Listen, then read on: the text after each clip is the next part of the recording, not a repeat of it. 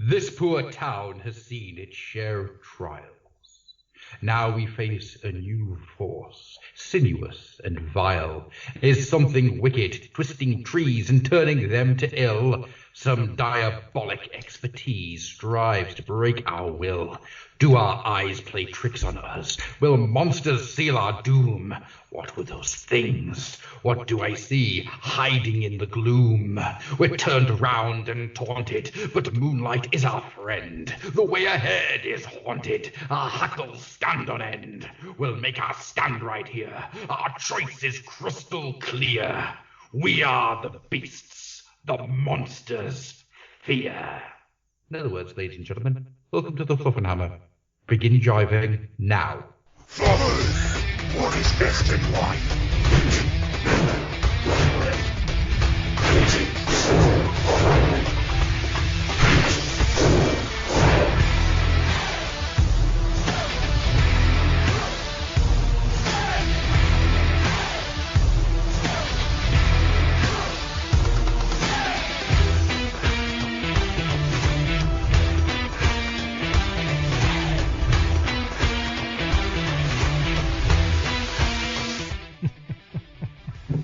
What was that from?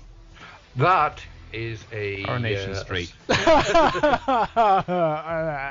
do you see that one where Morris Norris turns into a werewolf? I did not know. You not seen it? Oh, Jelly shouldn't run, Jelly should wobble. Throws it at the wall, and the wall just like turns into a mass of tentacles and eats Audrey. The thing is, I could have actually seen it at some point, and I just wouldn't have noticed. Mm-hmm. Because they're just so nothing, aren't they? The was British the spin-off, soap like operas. when David Hasselhoff fought at night Vampires and Werewolves instead of being on Baywatch. Baywatch nights. Oh. It's long been an ambition of mine to live long enough to see the British soap operas end. Oh, no. To actually see the end of Coronation Street and EastEnders and whatnot. And I hope if, as and when it happens, the writers just do what writers often do when their shows are cancelled and just go nuts with it. Well, that's what happened with Brookside. Like Lovecraftian bonkers, you know? They start on EastEnders. They start referring to the weirdness of that world. You know, the fact that even like the local Muslim family actually go to the pub for no reason. You know, the fact that if you go to Manchester, it's like a euphemism for dying or passing on to another state of being. You know, beyond the train tracks, beyond the train station, there is nothing. There is like an existential void, and all of Albert Square is just this self-contained pocket reality that runs on its own very strange rules. Are you saying that it's kind of like life on Mars? Kinda, yeah. I mean, and I wish, I hope that's what happens at the end, you know? The problem is, though, EastEnders will never end. Oh, God. No. I was going to say the only way that you're going to see it is if you become a vampire. Gain immortality. Yeah, I mean, it's a damning indictment to me on human civilization that, in fact, the likes of EastEnders will run to the end of civilization. Mm-hmm. It will exist as long as there is a BBC. Yeah. To be fair, I would take EastEnders and Coronation Street over Channel 4's show Naked Attraction.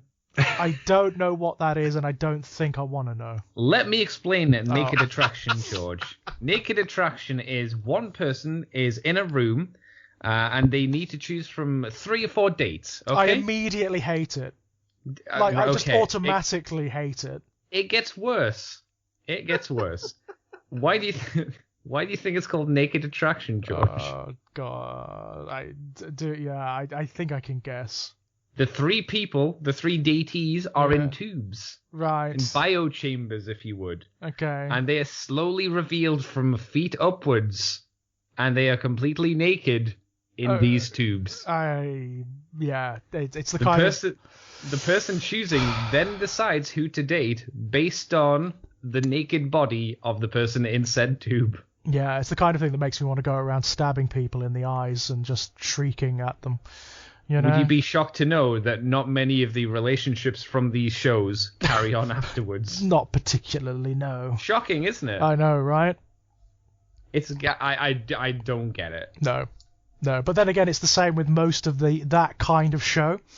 Yeah. I don't. The only thing I can think of is that because they are always so formulaic, they're always just the same thing over and over and over, that gives people some serotonin release. They become acclimatized or conditioned to respond in a particular way. So when it is just the same over and over and over, it has this sedative effect. This sort of. Well, that's exactly. You've just explained why Big Brother works. Yeah, why right. Big Brother stayed on TV. 'Cause it is that serotonin release, that comfortable relaxation of just sitting and watching the same thing happen again and again and again. Cannot stand it.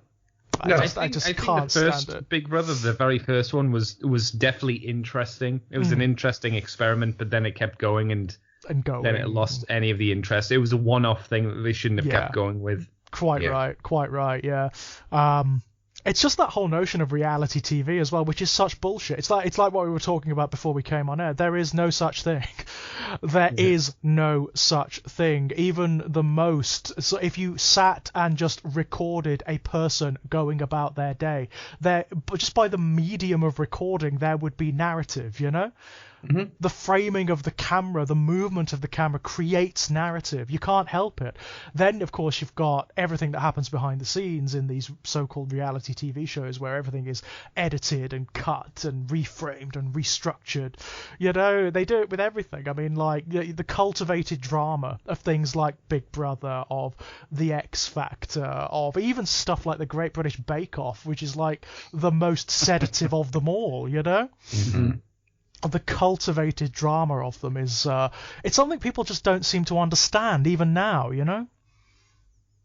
I think it's because people, without the risk of insulting the entire world, which... No, go ahead. The world is a shithole, and people are responsible. So no, insult away. I think it's not that people don't understand it. It's people that don't want to understand it. They don't want to engage with it. That's true. It's not something that anybody really wants to go, well, I want to get into the nitty-gritty of why this exists and how it works. There's an almost shoot there's a shoot the messenger quality, isn't there?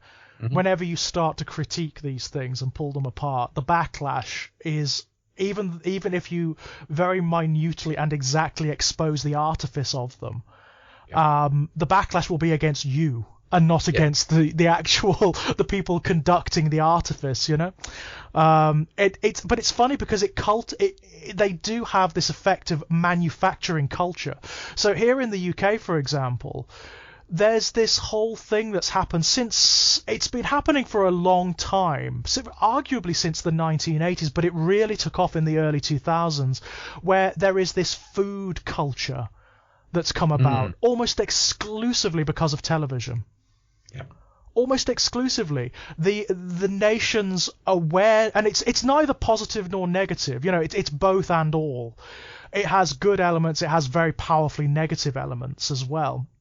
But the nation's relationship with food and cooking has changed dramatically as a result of shows like The Great British Bake Off, MasterChef, all of that stuff, the cookery shows. And one of the positive elements of that is that more people can cook now. More people are aware of what they're doing when they cook. But the negative aspect of that is that it's cultivated this mythology around chefs and cookery, which is bullshit.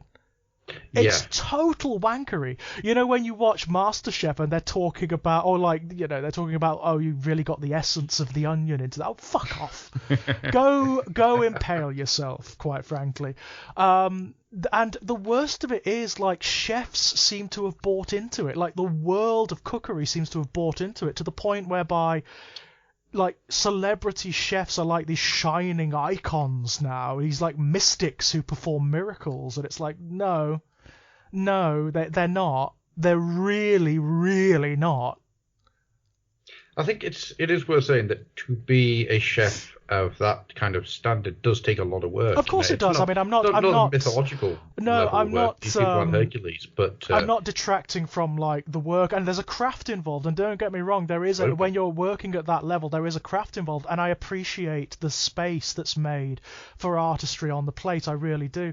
But at the same time, the way it's exaggerated and the way it's distorted does my fruit in. It really does. It annoys me to the nth degree.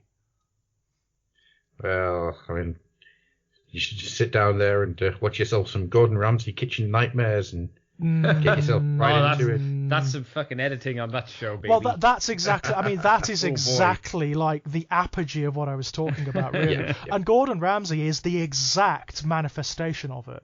Like the exact manifestation of it. I mean, by all accounts, he's a terrible man.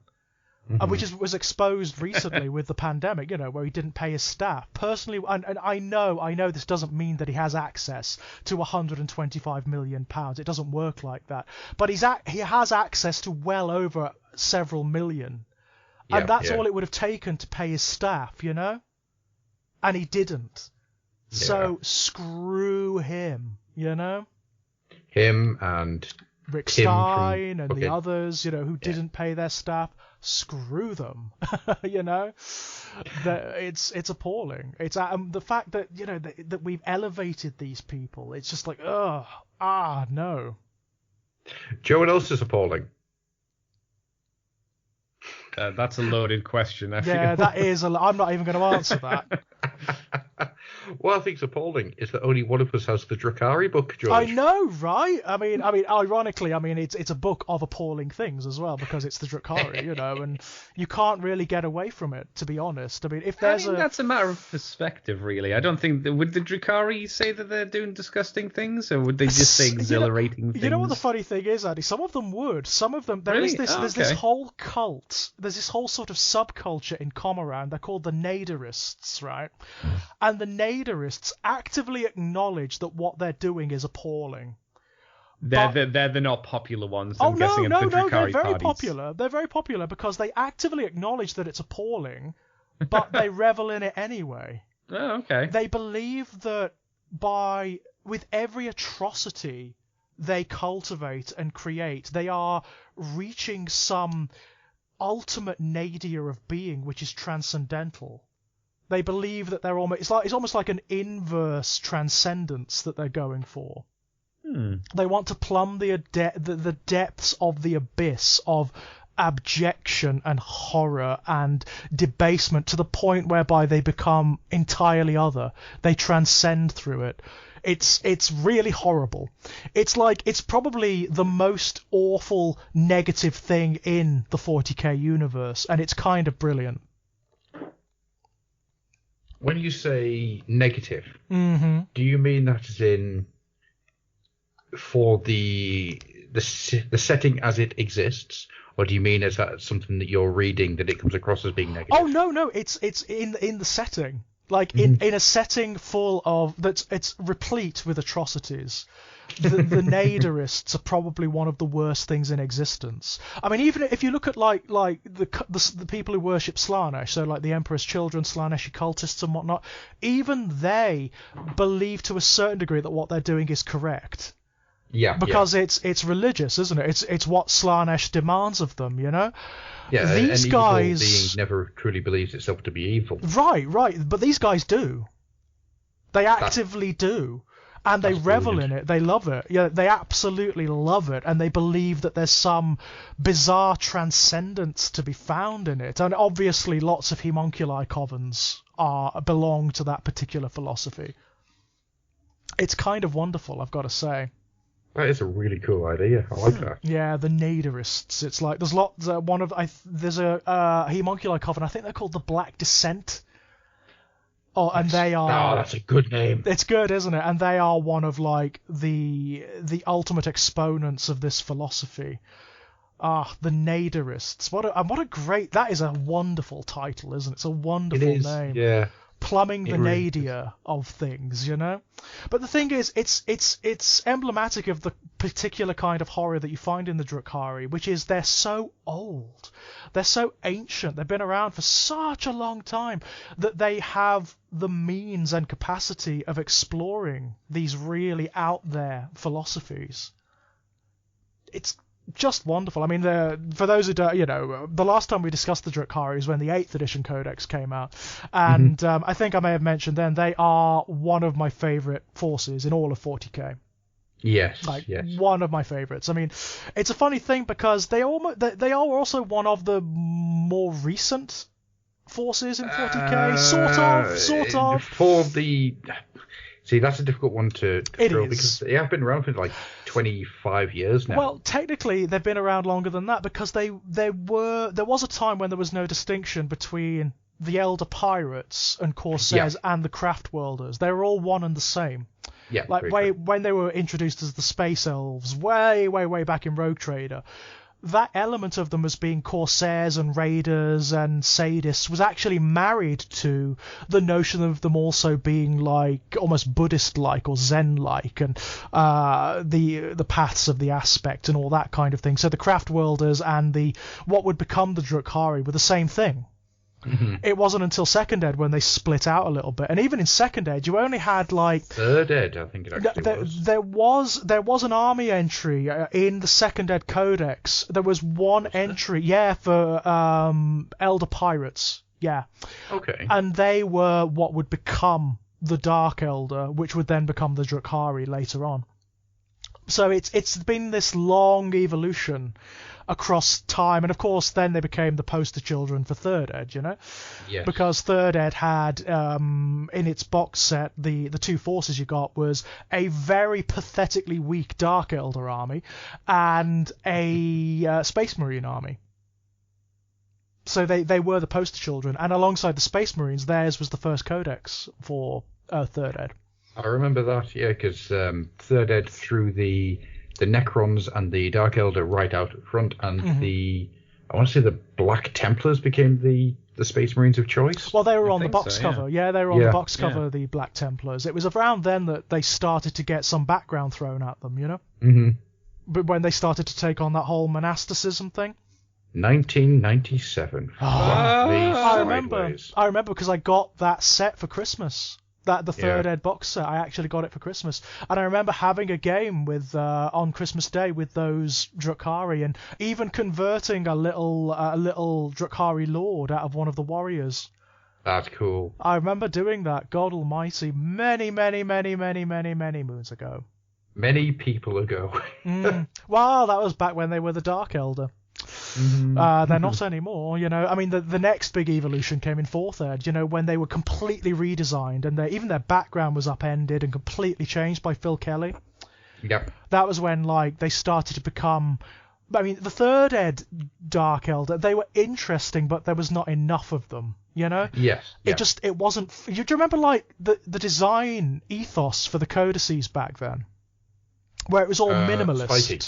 It was minimalist. Everything was minimalist. So, like, whereas the Second Ed codices were basically Bibles that just told you everything you needed to know about every aspect of the army.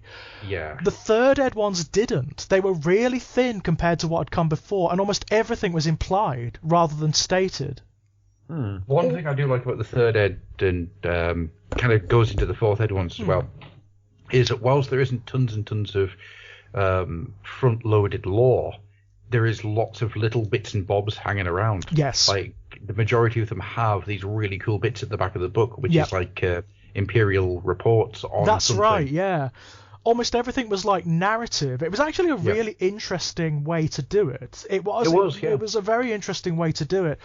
But because the Drukhari or the Dark Elder hadn't really had any background before, it left players a bit bewildered. Like, we didn't really know what we were doing with them back then, or what. Like, even the stuff that was really key to their background. So the notion that the reason they raid ultimately is because they're basically metaphysical vampires. They need to inflict pain and suffering on other creatures to forestall the siphoning away of their own souls by Slaanesh. Yeah. That's how they survive. That was only very vaguely implied in the book. It was never stated in it. Right. Yeah, it was never, ever stated in it. Huh.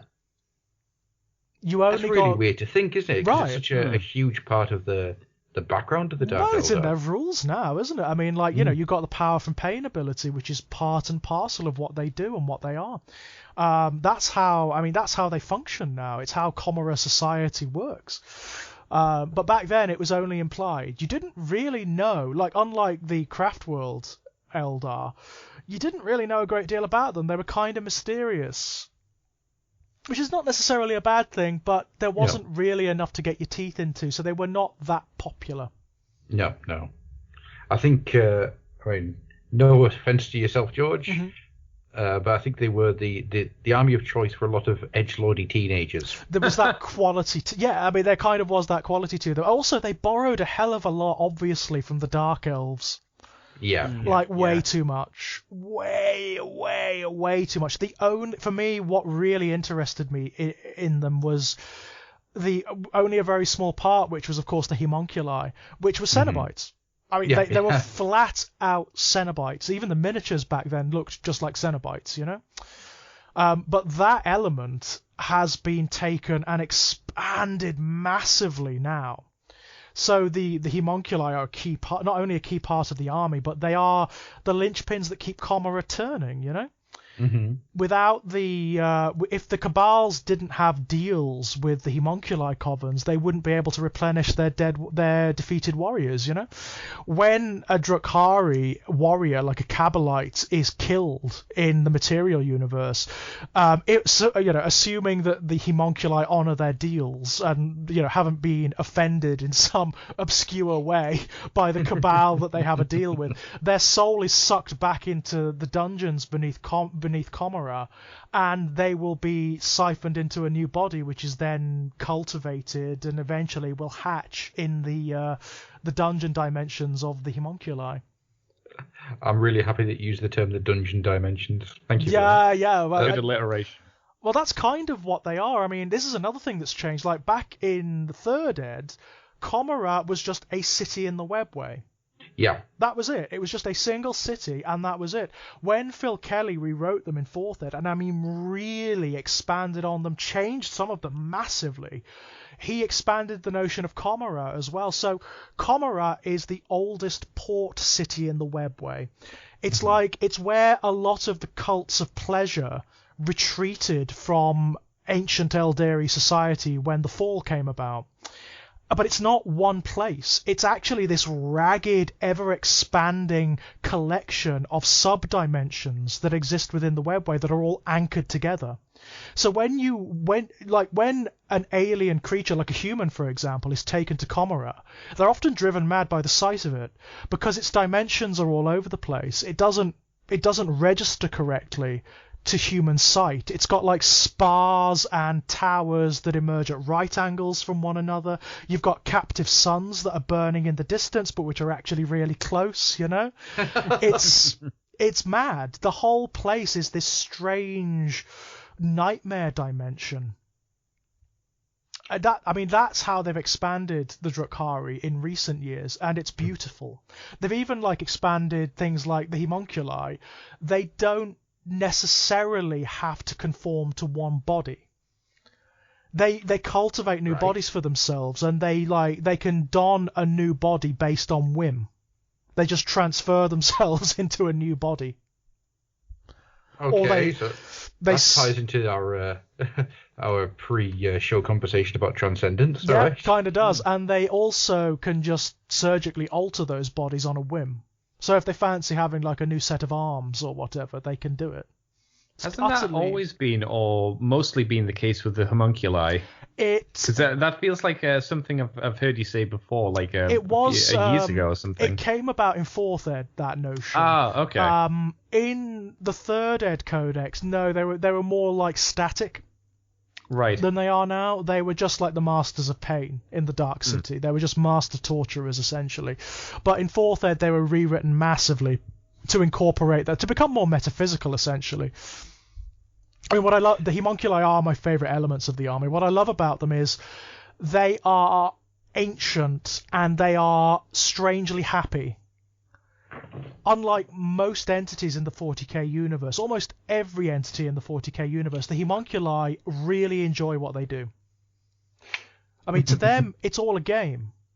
Yeah. It's all a game. The universe is this vast tapestry. It's a canvas. It's a playground.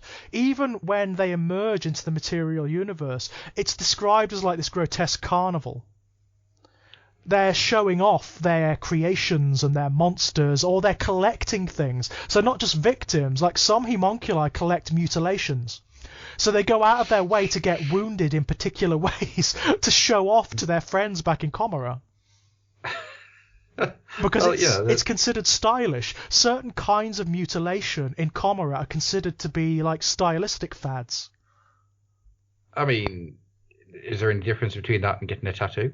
It's kind of similar. There's a great story in, and it's been copied into the 9th Ed Codex here. It was in the 8th Ed one originally, where there's a homunculi who collects deaths. So he's always seeking out the most elaborate, bizarre, and unlikely death imaginable. Because he's died so many times that he's kind of bored of it all, you know? And he ends up being eaten by a tyrannid creature and slowly, over many eons, digested in its gullet. And he's very pleased with it. I'm actually surprised the Tyrannid would still be around, because isn't it the case usually that once they've devoured a planet, they all kind of just go back into the biopits? I suppose. I mean, I imagine the reason that he sustained for so long is because, like, the homunculi are full of, like, genetically rejuvenating augmentations. So you can wound a homunculi, and it would be just like... it would shrug, it wouldn't care, you know? Yeah. There's another story in the Codex where a space marine fires a bolt shell point blank through the chest of a homunculi, and the homunculi looks down at the hole and just goes, that's inconvenient. You know, it's like nothing. Nothing matters to them. And a lot of these guys, homunculi, they are the most ancient Eldari. They've been around since before the Fall. Some of them, like Yuri and Rakarth, are even the ones who ultimately ended up cultivating the Fall, you know? They're the remnants of the original cults of pleasure. Are any of them old enough to have fought against the Necrons originally? Yep. Yeah, okay. Some of them are, yeah.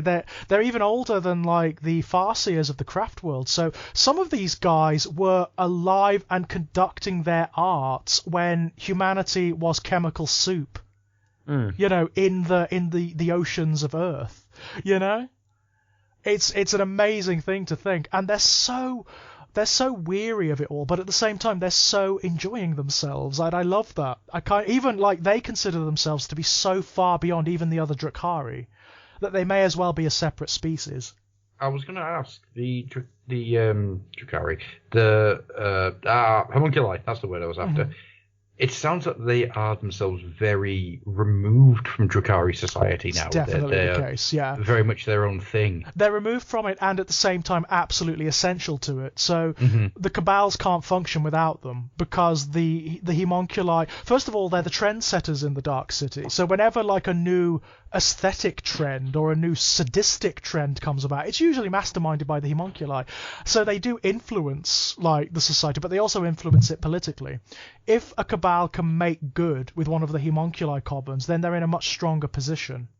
Yeah. And of course, through that, the homunculi covenants gain influence over Comorite society. So, for example, at the moment, and this is something that's really spelled out in the new codex, there is basically this triune form of oligarchy in the Dark City, where you've got the Cabal of the Black Heart, which belongs to Azrael Vecht. You've got the witch cult that belongs to Lilith Hesperax, whose name I can't recall off the top of my head, and you've got the Prophets of Flesh, which belong the homunculus coven that belong to Yuri and Rakarth, and they are all they're all related, they're all interrelated, they're all functioning together, both with regards to their own agendas and to wider agendas as well. So they are kind of like the power base in Comora. But there are also lots of other like little alliances between the other cabals and the other cults and the other covens, and it's all very backstabbing, and it's constantly shifting. It is constantly changing. There are upheavals, there are betrayals, there are assassinations, because that's the way it works in Comora. I mean, of course, in the 8th Ed Codex, we had that narrative that Azrael Vect himself had been assassinated, of course. I assume that he's surviving quite nicely. Oh, survive isn't the word. So he was killed. That's the thing. Yeah. He was definitely, absolutely killed. Whoever, by the way, we still don't know who did mastermind it. We still don't know who did it. But whoever did it ensured that he couldn't be resurrected. They killed, they destroyed all of, the clones that he had, all of the rejuvenate versions of himself that were, fetal in the Prophets of Flesh gene banks. They made sure he couldn't come back, but he did. He still did. He resurrected himself, and they still don't know how he did it. And as a result of that, he's not just the Overlord of Comorat anymore. He's become a Dark Muse. Okay. He's become essentially metaphysical to them. And what it's done is it's ensured no one will ever, ever, ever, ever, ever attempt to betray him again. That's very cool. Because he can't be defeated. I mean, this guy has been killed, absolutely, completely, and without any ambiguity, dead as a doornail, and he still came back. He's not just been killed, he has been reduced down to the barest nothingness, and still managed to find a way to win. Yeah, okay. Yeah, you can't beat Azrael Vect. It's just not possible. He is a million steps ahead of you. Whatever you think, he already knows it. He already knows. I mean, I think it's why they keep, unlike, say, Abaddon, who's very, very, to the front. He wants to lead by example. Yeah. It's why they're not introducing him as a character, as he used to be. I mean, there was a time way back when you could actually play as Azrael Vect. But the problem with it is he's one of those characters that's very difficult to represent. Because he's not himself. Oh, yeah, he is physically powerful. You'd have a job killing him. But he's not like Abaddon. He's not the ultimate master of any particular discipline or anything like that. His entire shtick is that he's the spider at the center of the web. It's his mind that makes him powerful. It's his influence. So having him on the battlefield doesn't really work. I mean, he would never deign to be on the battlefield in the first place. No, it's not where he would want to be, not where he would aim to be. He would be somewhere else on another planet, watching the battlefield and setting off 1,000 plans and domino effects. Yeah. Even if you think he is there, he's not. It's a clone, or it's a stand-in, it's a proxy, It's not like Lilith Hesperax, for example, who obviously she's the head of a witch cult, and the witch cults are all theatricality. They like to perform. So, and of course, Lilith Hesperax is after the ultimate opponent. So, of course, she would be leading from the front. The same is true of Urian Rakarth, despite the fact that he is the most ancient homunculi and he is the leader of the Prophets of Flesh. He kind of likes being out and conducting, orchestrating the displays of Rax and whatnot. But Azrael is different. Azrael is a different kettle of fish. I don't know whether they ever will introduce him or not, but there's a part of me that kind of hopes they don't. Yeah, it's not a place for him to be. He should really be somewhere else that's more background. Well, you could probably see him being a reason for an army. Yes. Or some kind of data stratagem where you are Vect's forces, and that gives you a load of stuff without ever having to have Vect in the army as such. Well, that's kind of here. I mean, you've got the Cabal of the Blackheart, which are his cabal essentially. And they are the prime cabal. So they've got some pretty hefty rules. I mean, there's the Agents of Vect stratagem, which is really cool, and it costs 0 command points, so you can use it as and when you like. Yeah, and essentially what it allows you to do is after your opponent has used the stratagem, then you can force them to increase the cost of that stratagem as the battle goes on. Okay. It's kind of cool, you know? Yeah. I mean, that kind of defines what this codex is like. It's the Drukhari, like everything in Ninth, had this massive shot in the arm. Like, massive shot in the arm. But in a very different way to, say, the Death Guard. So, the Death Guard are this army where you can kind of rely on every unit to perform in and of itself. If a Plague Marine unit becomes separated from the rest of the army, it'll probably be alright. It'll probably be able to take anything on. It'll probably be able to survive. That's not true of the Drukhari. It's just not true. Everything has to work in synergy with everything else. It's a thinking man's army, this one.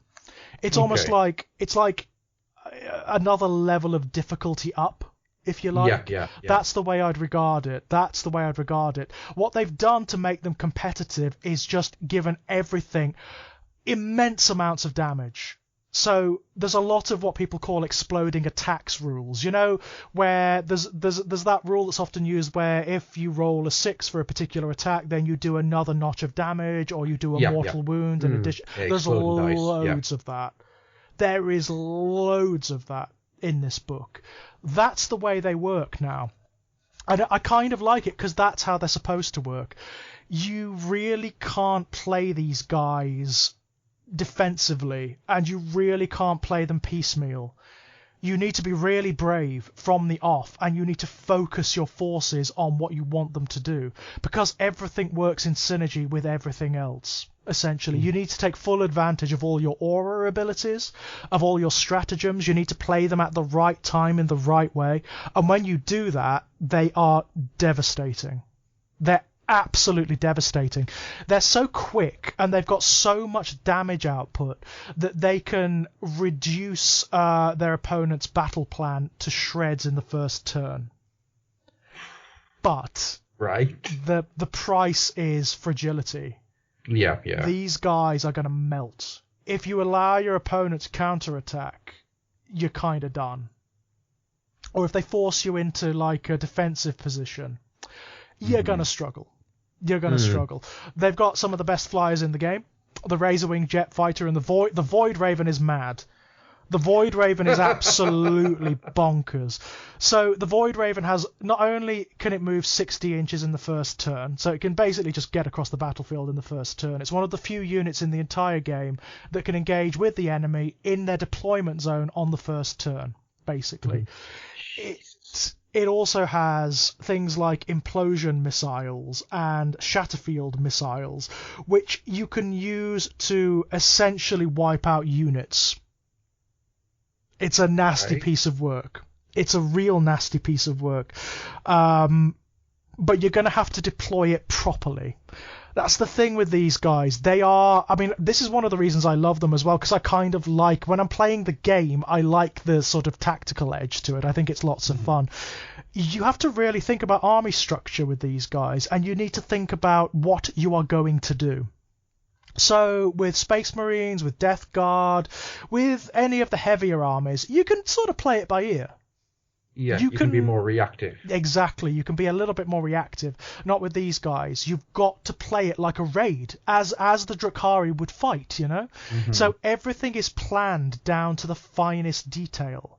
And when you do that, and when the plan comes off, I imagine they're one of the most satisfying armies in the game. Because it's beautiful. They've really thought about this army list. Everything works in synergy with everything else. And if you can do it, if you can like position everything on the board so that that's what happens, I imagine like the thrill you get is wonderful. You know? Even more. Imagine very, very happy whoops of joy as you dismantle something. Yeah. Exactly. But that said, they can be put on the hot foot very easily. You know, it doesn't take much to sort of... If I were playing against the Drukhari, I'd seek to disrupt them. So you take out the things that hold the army together. So your characters, for example, with their aura abilities, you target them. That's one way of doing it. You try to keep them from moving in synergy with one another. So you try to isolate the units from one another. One thing you should never ever do with these guys is try and hold an objective with a single unit. Yeah, it'll You'll just be torn to shreds. You'll be torn to bits. You absolutely will. That said, if you position your units on an objective in such a manner that you've got loads of synergies happening all at once, they'll hold it against anyone because no one will get close. Yeah, they'll shoot them off the board beforehand, you know? Okay. It's really interesting. It's an unusual army. I'd say that in terms of the way they play, they're one of the most unique armies in the game. It sounds like they've really gone into the idea of making an army play like the lore says it should. Exactly. Rather than it being two different armies with vaguely different. I think that's been exactly elements. The watchword here. I think they've gone to the background and they've tried to I mean, you could say they've tried to force it, but no, that's not the case. They've tried to make the army reflect what they're supposed to be like. Mm-hmm. You know, because of course they don't fight for the same reasons that the other armies in 40k fight. They don't take territory. They're not interested in taking territory. They fight for the fun of it, to inflict pain on their enemies and to take slaves, to take resources back to Comora. So it's a raiding force. They're not here to conquer worlds, you know?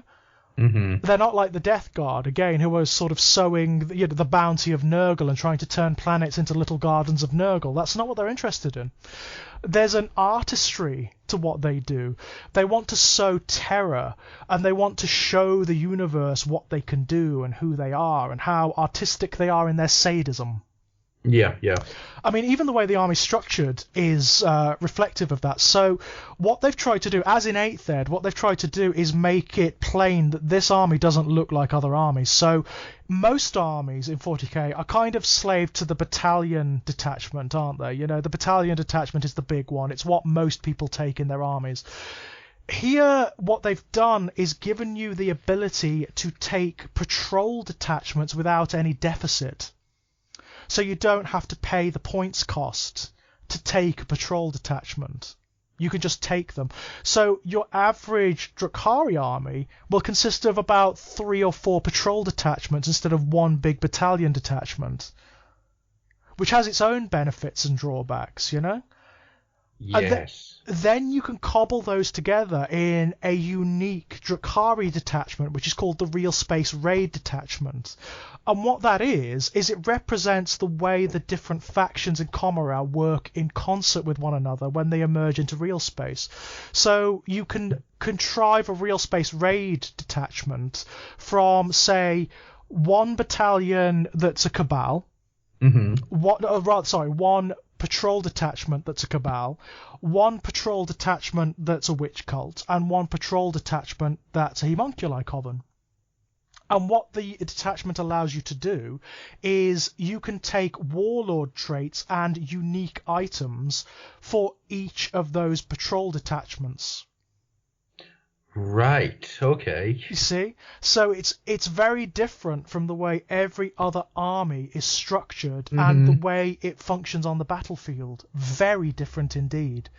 I suppose the way I would describe them is the total antithesis of the Death Guard.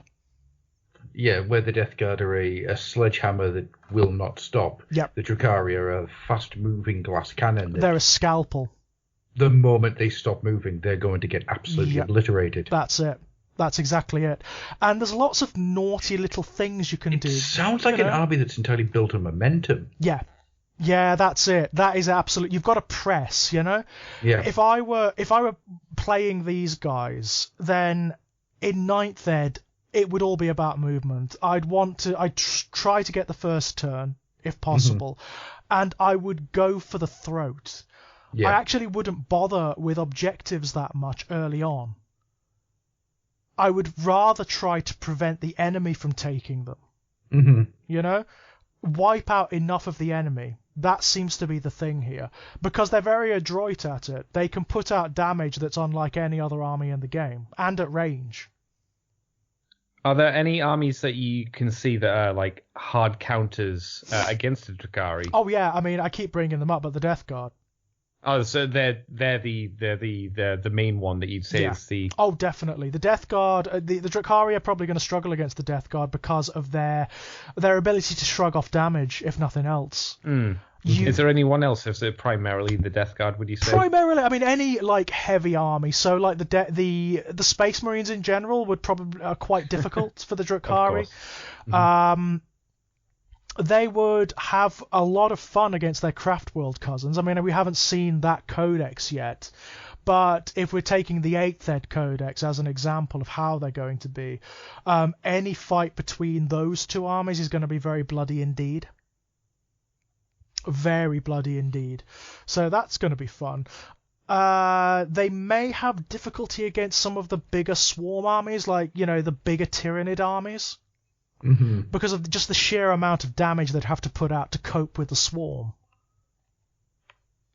What you don't want is what those armies are very good at, which is swamping the enemy. Well, that's what I was just thinking there. How would Imperial Guard work? Because you've got tons and tons and tons of Lasguns, but you've got literally no wounds, no bravery into that army. Well, that's another thing. They've got a lot of rules that attack your leadership. Yeah. So the guard would suffer against these guys unless you've got a good player. The guard would suffer a lot, which makes sense because of course the guard are prey, to these guys. It actually does make sense.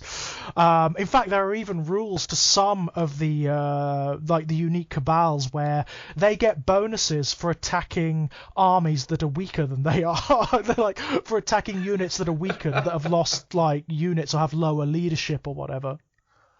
Because that's what they're like, they prey on the weak. So. What we're saying here is that it's orcs, isn't it? Orcs are the perfect way to fight back because the orcs have got enough speed in the buggies to get up close, and the wagons and whatnot. Also difficult to hurt. Orcs are difficult to hurt, so they have both the swarm thing going on and also the durability. Which the Drukhari hate. So what you're saying is, if I was going to play 40k, I should play orcs so your Drukhari can just keep getting smashed against my orc hammer. Pretty much. Right. I mean, there are some units in here that are mad, like Lilith Hesperax, for example, the leader of the Cult of Strife. She is you could throw her at some of the nastier, bigger models from other armies, and she would just blend through them. Really? Yeah, she's a monster. She's an absolute monster. But, again, really fragile. Really fragile. If they catch her, or if she doesn't kill what you throw her at in, like, the first round, she's going to struggle. Okay. There are builds for succubi in here, which are the leaders of the witch cults. And you can build them so that they could take on things like chapter masters, or they could even have a go at some of the Primarchs and do them real damage. Right, okay. That I didn't expect. Oh, yeah. Some of the succubi builds in here are nonsense. How does the build work? It's basically, what you want with them is attacks. You want as many attacks as possible, and that's where they are supreme. They start off with a base of 6 attacks, which is a lot. There are rules that allow you to fight again, so you can fight with your full quota of attacks again. There are weapons that allow you to do the exploding attacks thing, so if you roll a 6 to hit, you get extra attacks or extra mortal wounds, There are weapons specific weapons that allow them to gain extra attacks as they go along. So you can build these witches to be monsters. Just combat monsters. But, again, if they don't kill what you throw them at, or if the opponent sees them coming and decides to focus fire on them, they're going down. Yeah. They're going down, Yeah, there's no second chances with them. You've got to get the job done first time. That's it. Without that, you're doomed. You're done. Doomed, yeah. That is effectively it. That's the way the whole army works. You have to... The plan has to come off. So you've got to... If you're playing a game of 40k with these guys, you've got to sit down beforehand and think about everything. What you arm them with. What you put in your patrol detachments. How they're going to move on the battlefield. What stratagems you're going to employ and when. Okay. But it's not just making the single battle plan, is it? You're going to have to make 3 or 4 of them. That's right. Depending on variations that could take place. I mean, that said, everything has had a shot in the arm, and some things have had a brilliant shot in the arm. So things like Hellions, the guys on the skyboards, brilliant now, absolutely brilliant. They were terrible, like in every edition. Every edition they were terrible. They've been terrible since 3rd Ed when they were originally introduced. Yeah. Now they're brilliant. They are one of the heavier units, so they've got an extra notch of toughness, an extra wound, loads of attacks. They're a fantastic sort of disruption unit, for disrupting the enemy's plans. Mandrakes, the shadow guys, wonderful. Really wonderful disruption unit. They're kind of the equivalent of warp spiders now. You know how the warp spiders can sort of like jump in and out of the warp to avoid fire. Mandrakes have a kind of similar thing where they can fade into the shadows, then re-emerge somewhere else on the battlefield. That's pretty damn cool. Yeah, they're very useful now. And again, extra notches of damage, extra notches of attacks. Almost everything in the Codex has an extra attack or 2 over what it used to have. How are they for points-wise? Points-wise, they're not too bad, actually. They're not as cheap as, like, say, some of your lesser Tyranid units or your Imperial Guard or whatever, but they're actually not as expensive as they used to be, so you can build some pretty big armies out of these guys. Okay. Which is good. Yeah. They're going to kind of need it. I was going to say, they sound like they themselves need to be something of a swarm army. Yeah. To be able to work. Yeah, but in a different way. The reason you want like lots, for example, take your Kabbalite warrior unit. You want lots of warriors in it, not to like absorb damage like you do in a Tyranid army, but to put out the maximum number of shots and attacks. Yeah. That they're aggressive. Everything about them is aggressive, and that's what you need to sort of switch your mind to when you're playing with them. If you hesitate, if you dither. If you're sort of like, oh, well, I'm just going to move this a little way here. No. Just go for it. Just launch them across the battlefield. And maximum attacks focused on one area of the enemy army. Desolate them. That's kind of what you need to do. There's some lovely like little character things in here as well. So there's this new thing where you can upgrade one of your you can actually upgrade if you take that raid detachment.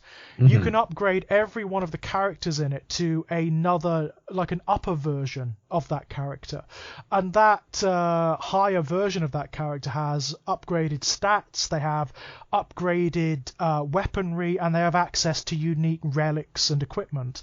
And if you take those upgraded characters, you can also upgrade a retinue for them. So you can take, do you remember the old Kabbalite Trueborn? Yep. So there's this whole thing in Comora where most Drukhari are cultivated synthetically. They're actually created, they're born, if you like, by the homunculi, by this hideous, almost like insect hive form of cultivation.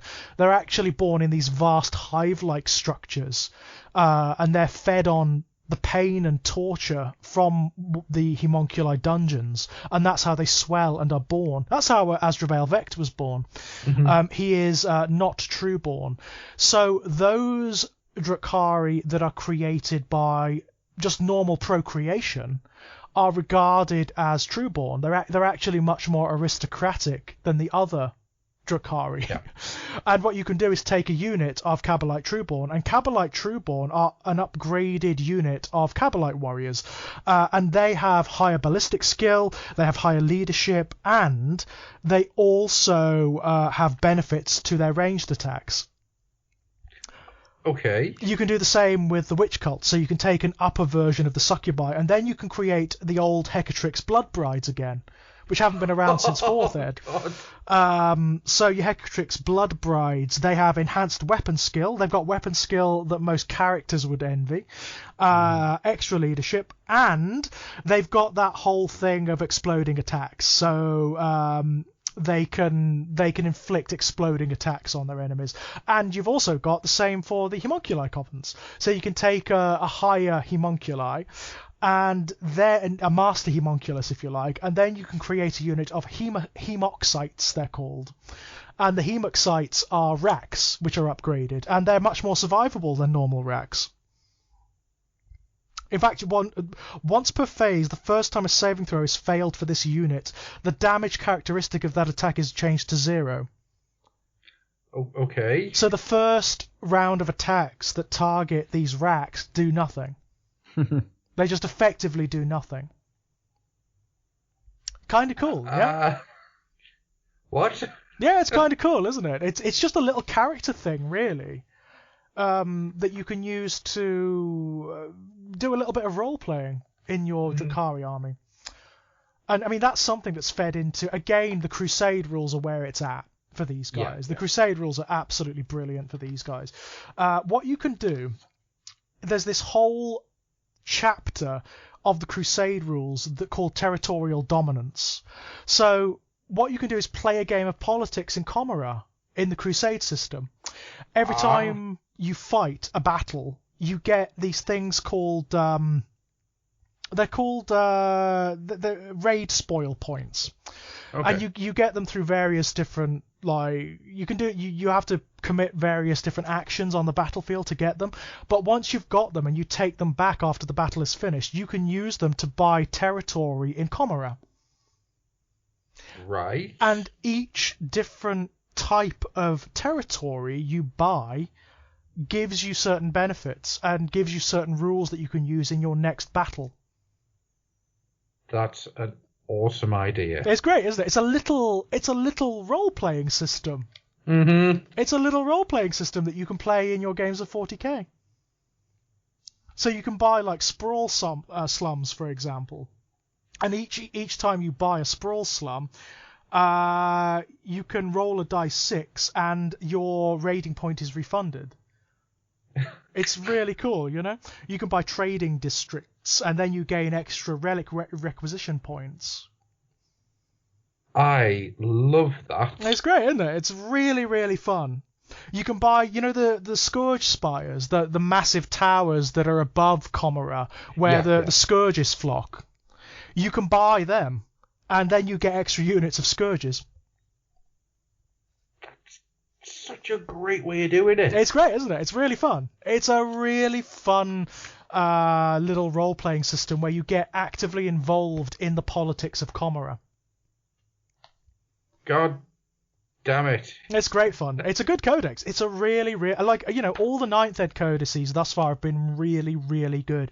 And I'm so pleased this is one of the early Xenos codices alongside the Necrons, because it's good. It's a really good piece of work. Would I have liked there to be a little bit more in terms of new models, new units, you know, maybe a territory piece or something? Yeah, that would have been nice. Yeah. But it's fine, you know, as it goes, it's actually a really excellent piece of work. And it looks like, once again, they've taken note. They've realized that people are a bit annoyed that the Xenos armies don't get as much as the Chaos armies and as the definitely not the Imperialist armies. And they've really gone hard for this. It just generally sounds amazing. It's a great piece of work. I'm very impressed. I'm very impressed with this. I mean, I love my Drukhari. I really do. And this is kind of lit a fire under me. I would love to put together a new Homunculi Coven. I mean, another thing you can do, they've incorporated from Psychic Awakening that ability that allows you to create your own Homunculi Covens and your own Cabals and your own Witch Cults. So you've got the big ones are all represented. So you've got your Prophets of Flesh, your Dark Creed, your Coven of 12 and all those kinds of guys. And then you can put your own together if you like, just by throwing together two... they're called obsessions, Homunculi obsessions. You throw two together from the list of generic obsessions.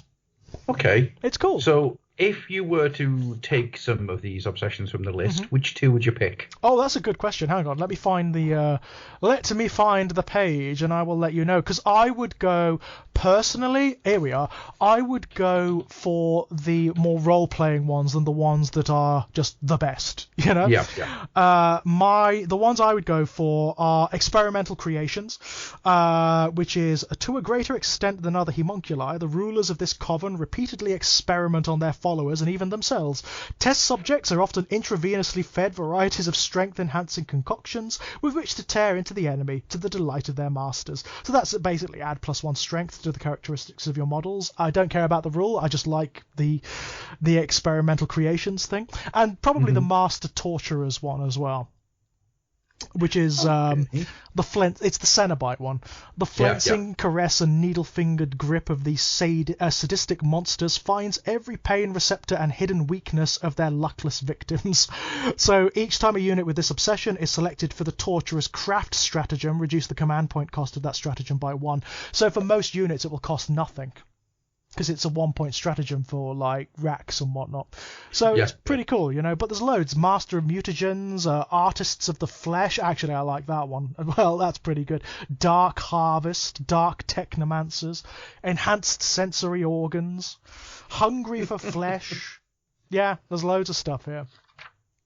And it's true, it's not just true for them, it's true for like the cults. And so like, you know, the witch cults have got acrobatic display, stimulant innovators, the art of pain, trophy takers, you know.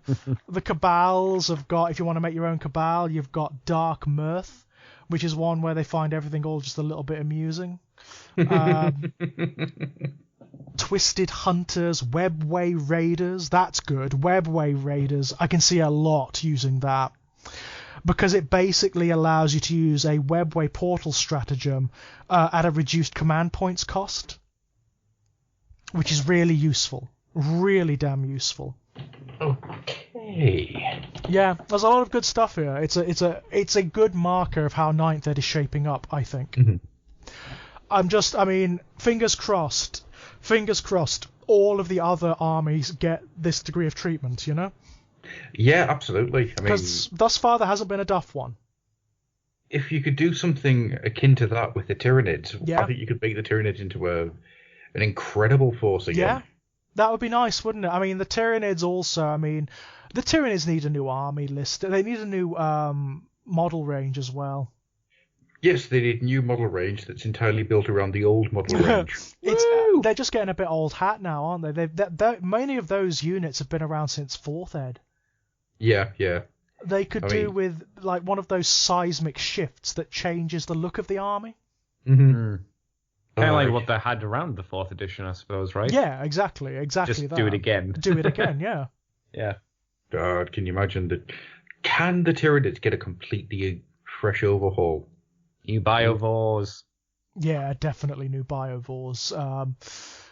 The things that used to shoot the spore mines out of the back because they had a little cannon on the back. I like them. They were cute. They looked like little dogs with cannons on them. They were fun.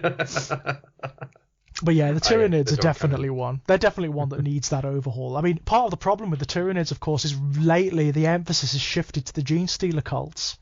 Yes. Which people like better, it seems. Well, you just get Gene Stealer cult and then you run Tyranid allies. Yep. It's weird, isn't it, to think that that's the way that the Tyranids are now. Mm-hmm. Yeah, unfortunately. I think it's because there's more to the Tyranid cult than big overmind ET nom-noms. That's the problem, isn't it? The subversion of the cults and all that stuff. That is and the problem. And they're the underdogs. They're fighting against the man. Exactly. It's the character, isn't it? I mean, there's a human element to the Tyranid cult, to the Gene Stealer cults. Whereas the Tyranids, I mean, it's very difficult to tailor them, to make them your own army, because they are this one thing. They're meant to be the unknown. You can't go too much into detail about them. You can't even have their perspective, right? Because they don't have one. Horror. They don't have one. I think they probably do. But they can't write one, because if they do, they take away that mystery. Exactly. If you humanize the Tyranids and kind of giving them a purpose and giving them a thought patterns or an overall purpose, then it kind of ruins the aspect of the cosmic horror, I guess. You borg them. Yeah. You take something that was absolutely terrifying, and then you make them into Hugh. Oh. Yeah. I didn't mind Hugh, but yeah. But yeah, a massive overhaul of the Tyranids would be most welcome at this point. Mm-hmm. So I think the orcs are getting it. I think the orcs are getting a huge overhaul. Oh yeah, that's definitely coming. That is definitely coming. I mean, it had to with Thracker's re-emergence, didn't it? Yeah. That's an indication of where the orcs are going to go, I think. I mean, the Lost Orc Codex annoyed the shit out of me. Yeah, it was a bit half-assed, wasn't it? Well, it was just the Lost Codex again. Mm-hmm. There was literally no difference to it, and that got on my nerves. Yeah. Oh, angry Adam. What is the next codex that's coming up in 40k? Do we know? I don't know. I'm sure it's a Space Marine one. I was going to say it's got to be a Space Marine one, surely, because they haven't done them all yet. Have we done all the ones that were on that road map that came out however long ago, like 3 or 4 or 5 months ago? Yeah, because the Dark Angels was the last one. Have you read that, by the way?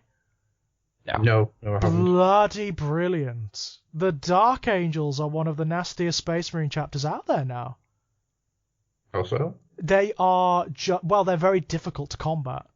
Mm-hmm. They're very difficult to combat. They've got an answer to almost everything. Oh. They're pretty damn nasty. Your Deathwing armies, for example, they are so difficult to target and to take down because they can do this thing where they castle up, where if you've got so many Terminator units together, they gain benefits to their toughness and to their defense and their saves. It's right. Yeah, very nice. You asked what a counter would be to the Drukhari earlier. A Deathwing army. Okay. A Deathwing army supported by a Ravenwing detachment. Ooh. Evil. Because the Ravenwing and the Deathwing have this wonderful synergy now, where you drive the Ravenwing into the heart of the enemy army, then you use their teleport homers to bring in the Deathwing. And okay. It all goes to hell, Yeah, that's a good codex, that one. It's a very good codex, which I'm quite pleased about because they've kind of been on the back foot for a little while, Yeah, the Dark Angels are a weird one. They kind of keep getting loads of poster time, but then not really getting anything in the storytelling or the rule sets. The last time we saw them, there was the whole thing over Fenris, where they were tricked by the trickster, the Zechen demon. Luther was released. The Changeling, that's it. Luther was released from his prison in the rock. Yep. The Dark Angels accidentally, but maybe not, bombed the crap out of Fenris. Because they were manipulated into thinking that the Space Wolves were heretical. I mean, they are. Which they are. Yeah. After that, they went to Cadia to reinforce the forces there. So the Rock is, insofar as I'm aware, it's still in orbit around the ruins of Cadia. Yeah. I think. Anyway. Did they do anything in Vigilus? Not particularly, as far as my memory tells me. I can't remember but I know there's. Oh no! You know what? The last thing they did was in Psychic Awakening. They invaded Sorciarius. Oh, that's right. They actually invaded Sorciarius in sort of recompense for the manipulations of Magnus during the whole Fenris debacle. So where are they now? They're sort of close to Sorciarius. Mm-hmm. The Rock is in orbit around Sorciarius now. That's a weird place for it to be. That's a bad place for it to be, yeah. Because there was an implication in that Psychic Awakening story that Magnus had, manipulated the whole affair. Yeah. They'd invaded and it was all going to plan for Magnus and not for them. Oh, that's just Magnus's tagline, though, isn't it? Yeah. Just as planned. Definitely, just as planned. Yeah, you can't really beat Magnus. That's the thing. He's like Vect, He's foresaw everything. All right, then. So you've got Magnus and the Thousand Sons versus Vect and his Cabal. And the Cabal of the Blackheart. Yeah. Now, that would be interesting. The thing is, I think Magnus would win for the simple reason Vect it's all intelligence, Mm-hmm. Vect is so phenomenally intelligent, and he has agents everywhere. He's even got spies in the Eldari craft worlds that were born specifically. They were genetically created to infiltrate Eldari society. That's cool. I like that. That's cool, isn't it? So he always knows. He always knows.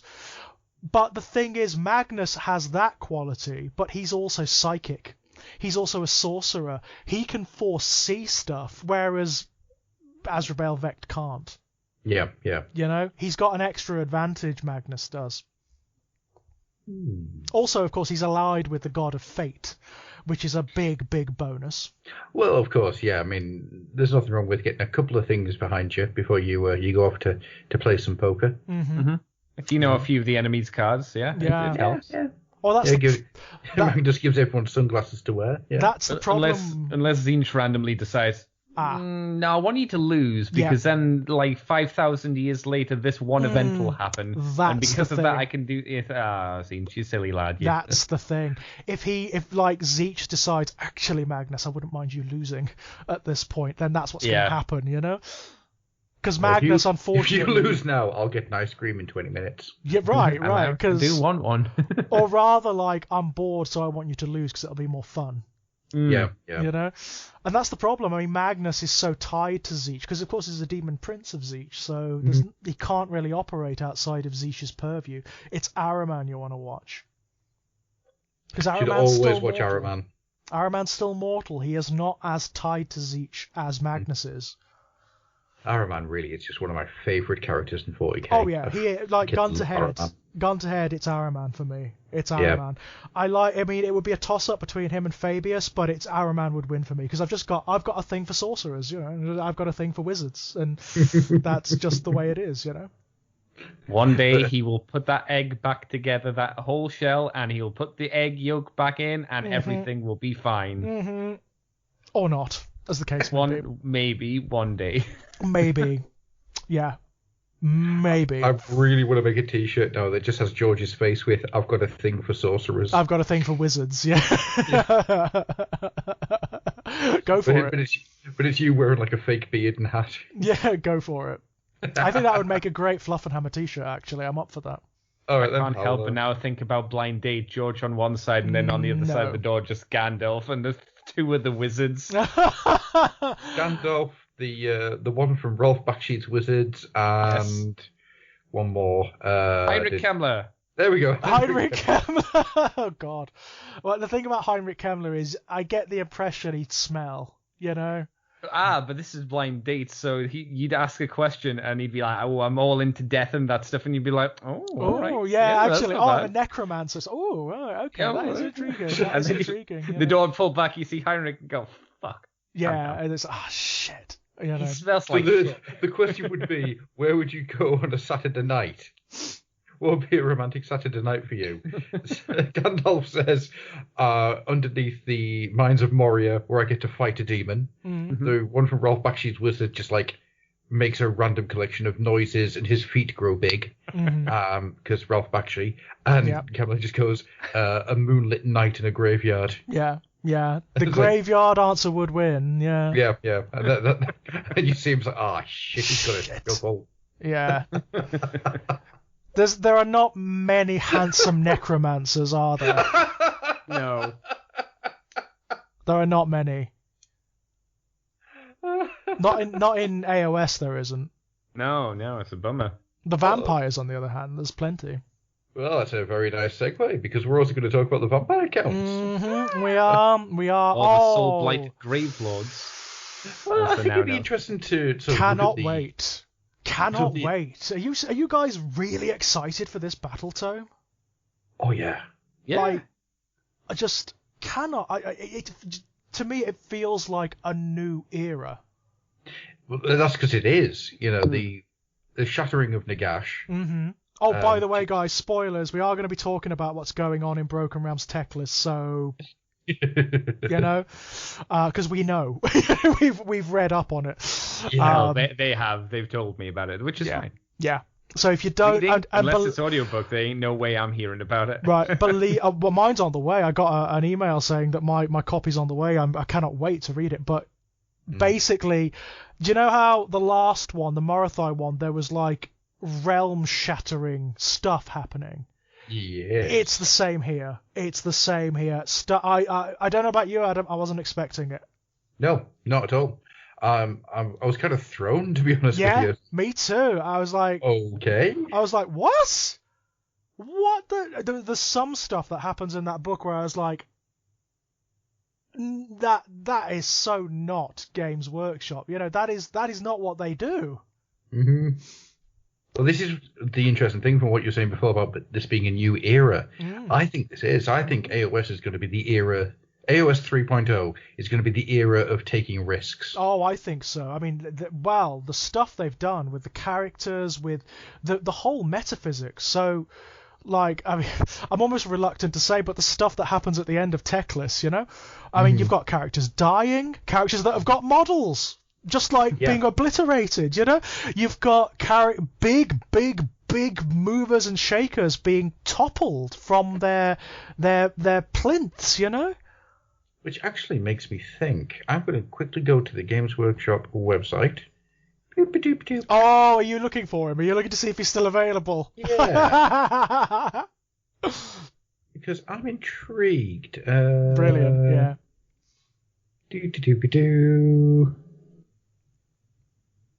Yeah, you're still there. He's still there. Maybe what they're going to do is, because he plays a big part in the Ossiarch Bone Reapers, this guy. Yeah. He's a big part of the Ossiarch Bone Reapers, so maybe he will be reborn in that army. Possible. Very possible. I think that's a very... Should we just go spoiler alert, because we're just going to get into this? Yeah. Basically, Arkan the Black. Alert. Arkan the Black had his shit fed to him on a righteous basis by Teclis. He basically... Which brings me to the interesting thought that because Teclis seems to have actually done something, he's not Teclis. So. Teclis is dead. It seems like this fight between Teclis and Nagash at the end of the Broken Realms book is big. Mm-hmm. Like a proper smackdown between gods and opposing elemental forces, you know? Well, it's the end of the Soul Wars. That's what this is. Yeah. This is the Soul Wars coming to a close. I'm just surprised it's Teclis.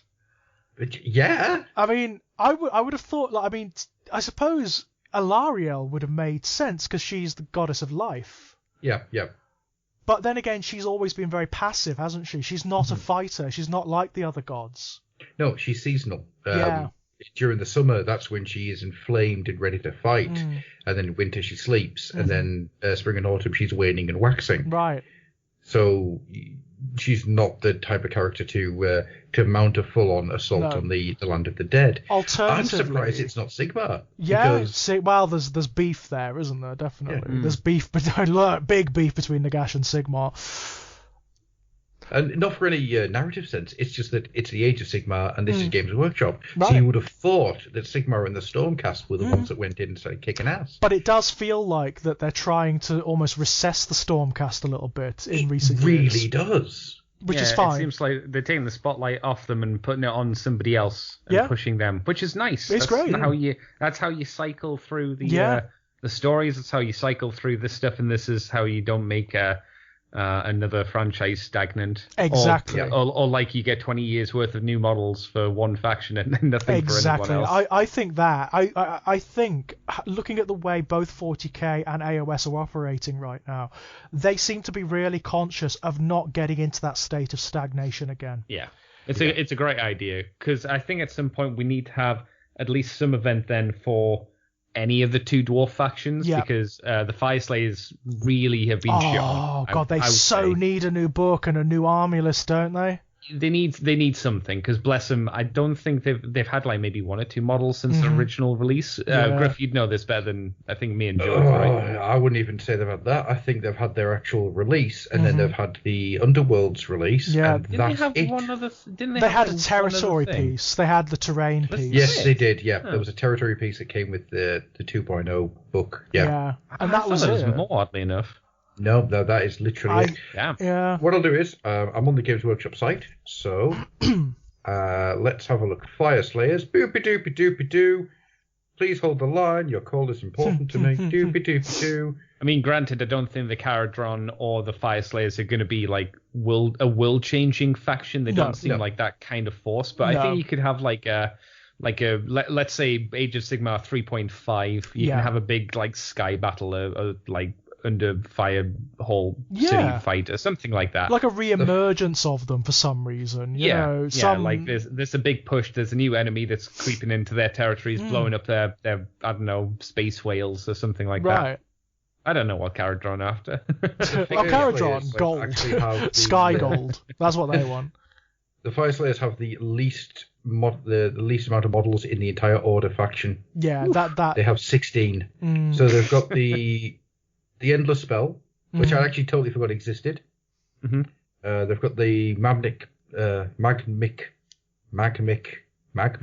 Battleforge. Then there's a book and a start collecting box. You've got the Chosen Axes, the Volkite Berserkers, a Rune Master, a Berserker, a Battlesmith, Hearthguard, Berserkers again, Magmadroth, that's 3, that's it. Yeah, there's not much in that range. There is not much in that range at all. There is literally nothing. It is such a tiny... I knew it was a small range. I didn't realize how small it actually was. Yeah, it's tiny, isn't it? It's tiny range. They need to AOS the Fire Slayers. Yeah. For my money, they need to really go down that whole fire elemental route. Yes, make some of them lava dwarves. Yeah, I want to see like dwarves with beards combusting into flame, you know, as they swing their axes and whatnot. That's what I want to see. Fire elementals, why don't they introduce like... As well as the flaming dwarfs, why not honest to God fire elementals? You know, things made of lava and fire and whatnot. Big metal elementals would be nice, like living metal, like maybe their mounts or something, or like animals that molten dig through rock the earth elementals and all that stuff. Why not? Absolutely. I think if you inject some like subterranean creatures that they've got instead of like horses and stuff, they've got some other like worms or other kind of weird little underground creatures that you've made just to kind of again mix it up. Yeah, totally. Star-nosed mole riders. That'd be cool. That'd be kind of fun. I mean, that'd be kind of interesting, you know. Yeah. I'm so up for that. Look at the Magmadroth. Why don't we? I suppose it starts getting a little bit too close to what the both the Seraphon and the Stormcast have. But why not have small Magmadrons? Yeah, I mean, there's a lot of lizard-based mounts in AOS at the moment, like a lot. And they're all in order. That's really weird. Yeah, it is slightly... I mean, there is that Chaos Lord on the... What's it called? That big thing? Oh, yeah, the Crocker Ape. Yeah. Which I'm still not at home with. I don't know why. I don't like that as a mount for a Chaos Lord. I don't know why. Doesn't look quite right. Doesn't do it for me. For my money, looks Chaos... like something that should be in the Oryx. Yes, Chaos Lord should be riding either demonic mounts or a really twisted creature like a Manticore or something like a Chimera, something like that. Well, that lizard only handsome necromancers ride Manticores. That's true, and Dieter doesn't exist anymore. No, he doesn't. No, Dieter's gone. He died at the end in the end times. Well, he could come back, you know. Yeah. What's dead will never die. Well, we've seen that, haven't we? Yeah. We've certainly seen that. Zigfold. Pretty Sigfold. Pretty Zigfold. How long's he until he's out? Is he next month or something? What, he can't be too out. far off. Sigfold's he's out now. I've got him. Yeah. Yeah, he's out. I've got to put him together. But yeah, he's out and he is handsome. So it's probably the most handsome miniature in Games Workshop history, you know? I really like all the people who've made him into a vampire lord. So many people have done that. Or turned him into like a Fulgrim substitute. Yeah. Sure, yeah. So many people. My favourite people are the people who've painted him with no trousers. I don't know if you've seen them or not, but I haven't. But because of the sculpting, you can paint him as wearing a pair of breeches, or you can paint him so he's just naked, but just there. Because it's just musculature, isn't it? It looks like musculature because his armor's like conforming to his body. Yeah. Did you ever see the Magnus Red that they put together without the armor and then they sculpted a massive dong on him? Yep, I did see that. What a time. What is it with Games Workshop people sculpting dongs on things? I don't know. No. I mean, if you're a Slanesh player, it almost makes sense, but... Yeah, Slanesh, yes, but when it's Rat Ogres, it's entirely different. It is a bit weird, isn't it? When it's Magnus the Red, it's sort of like, you know... It's an odd thing. Handsome he's not, you know? It depends what you're into, I suppose. I suppose it does. If you like big red giants, fine, if go you for like it. a giant red horny Popeye, then Magnus the Red's just for you. If you like, sometimes that's where you go. If you like your big red cyclopses, go for it. Wonderful. Hey. I've now got this image of Magnus the Red talking like Popeye. Fulgrim I can understand because he's handsome as fuck. He's Fulgrim's really handsome. I can get that. He's basically a Bishy character, isn't he? In 40k. Yeah. So I can sort of get that. Sanguinius I can get because again, really handsome. But the others, maybe not. You got to give it to the people that go for it. They are dedicated to their craft and they are quite artistic in its creation. Yeah. Even if it's weird. Even when it's really strange. Yeah. Mm-hmm. The main thing I wanted to really bring up is just how the vampire accounts have adapted and changed over the years. That led us to where we are now. Because, you take it right back to when vampires first started kicking about in Warhammer Fantasy Battle. They are completely unrecognizable. Oh, totally. Do you remember what they used to be like? Well, I remember there was a bloody church that vampires lived in when they wanted to get away from the world. Yeah. And also... Used, ogre vampires that sat in this church and went, hello. Way back when vampires were first introduced as part of the original Warhammer Armies Undead book, yep, they were the equivalent of greater demons. Yes, yes, they were. They were monsters back then. Literally, you could fling a vampire at an enemy army and they would do so much damage. You look at that original Vampire Lord that came out with 4th Ed Warhammer, third, and with the von Carstein ring. Yeah. Which, interesting how that became a thing. Yeah, right. What you had was, because the ring came first before the character. Before the character, yeah. Yeah. What you had was a vampire that I think it was something like 6 wounds and the ability. I want to say you were hitting to wound on like a 3+ something like that at that point. Wow. You were doing damage. Yeah. And once those wounds were down, there was every opportunity for it to use the ring to resurrect, to then rejuvenate itself back up to full strength. Yeah. And you're looking at this going, are you? It was bloody expensive. This is before you even get into the equipment it could take, the powers it could take, the just myriad special rules relating to its vampirism. They could do all sorts back then. There were magic users. You could, it would cost the earth, but you could make potentially a level 4 vampire necromancer wizard, which would have been bonkers. You could put them on mounts back then, so you could have one riding a zombie dragon if you wanted. The memory serves me right. If you could get one onto a great dragon. An emperor dragon, that was it. Get one of them onto an emperor dragon. What you had was an unstoppable force that would just take on armies by itself. Absolutely bonkers. But that was way back when. Emperor dragons, my God, that's a good time. That was way back when. Vampires were just generically part of the undead army back then. You didn't have the bloodlines. They were just the creations of Nagash, And then you had that massive overhaul where they changed the undead into the vampire counts, where the whole emphasis went from being on Nagash and the sort of the classic undead monsters to the vampires. Mm-hmm. And that was a great idea. I actually really liked that in terms of the background. I think it's a really cool idea because then you got the extrapolation on the history of the vampires, where they come from, the different vampire bloodlines and all of their background and powers and whatnot, which was really cool. But the models were always crap. Always. They've never been able to sculpt decent vampires. Yeah, it's because the fangs always end up being too big. That's right. The problem. It's because they're essentially human, isn't it? Yeah. They're essentially human, and it's only subtle details that signify them as being vampires. And unfortunately, subtle detail on human proportioned models back then was almost impossible. Mm-hmm. Yeah, although I will say that Big Head Vlad von Carstein is a sex bomb. He wants to get along. And he is just an absolute glory of a miniature. Yeah, him and Isabella, yeah? Oh, yeah. Isabella actually looks like a human being. Yeah, she does. And she's actually a pretty good one of the later sculpt. ones, right? No, I'm talking about the first one. The first one, Carstine's head was huge. Yeah, she came out alongside him, didn't she? She came out just after. With her chalice of blood. Between them. Yeah. Yeah, with her chalice.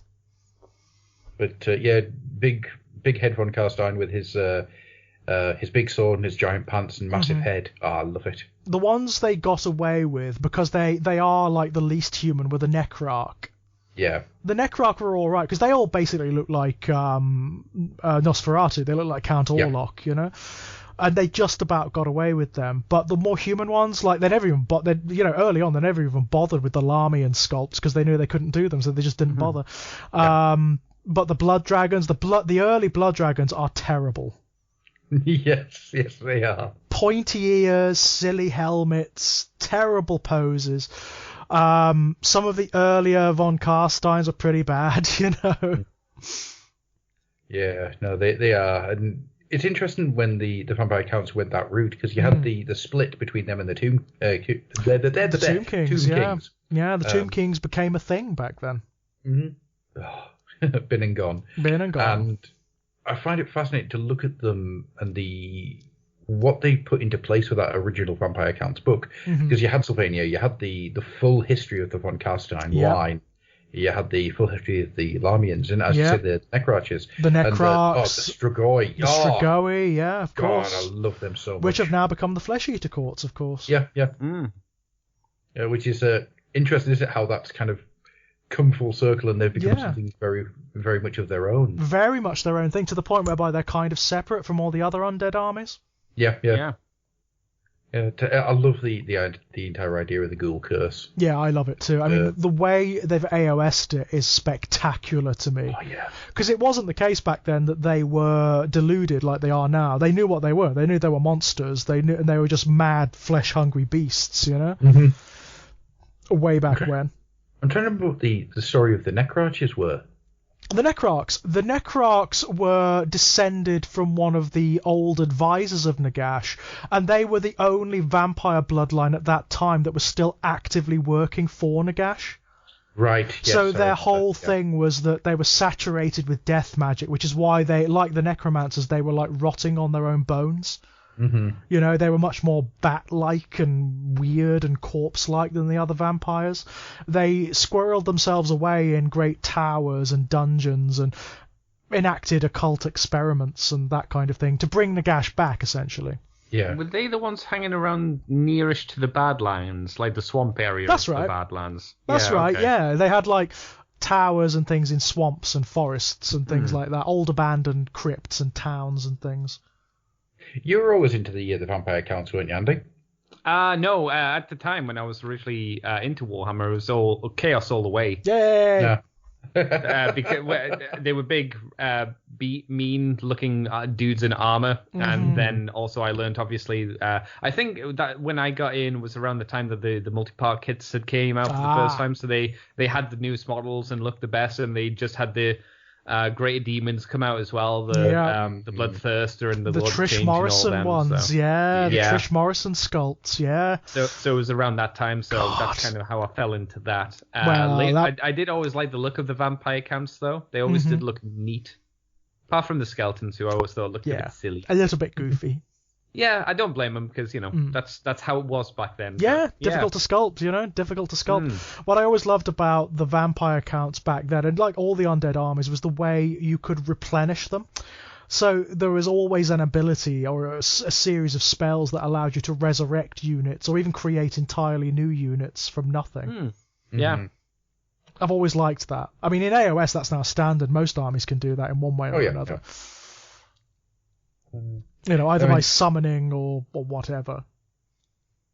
It's interesting to see that you can see the direct line between what existed from that redesigned Vampire Count army to what it looks like we're getting here. Yeah, I mean, this is historically the same thing is happening. So you had the establishment of the undead, which was generic undead in a very sort of D&D way. It was all mummies, it was werewolves, there were werewolves back then as well, by the way.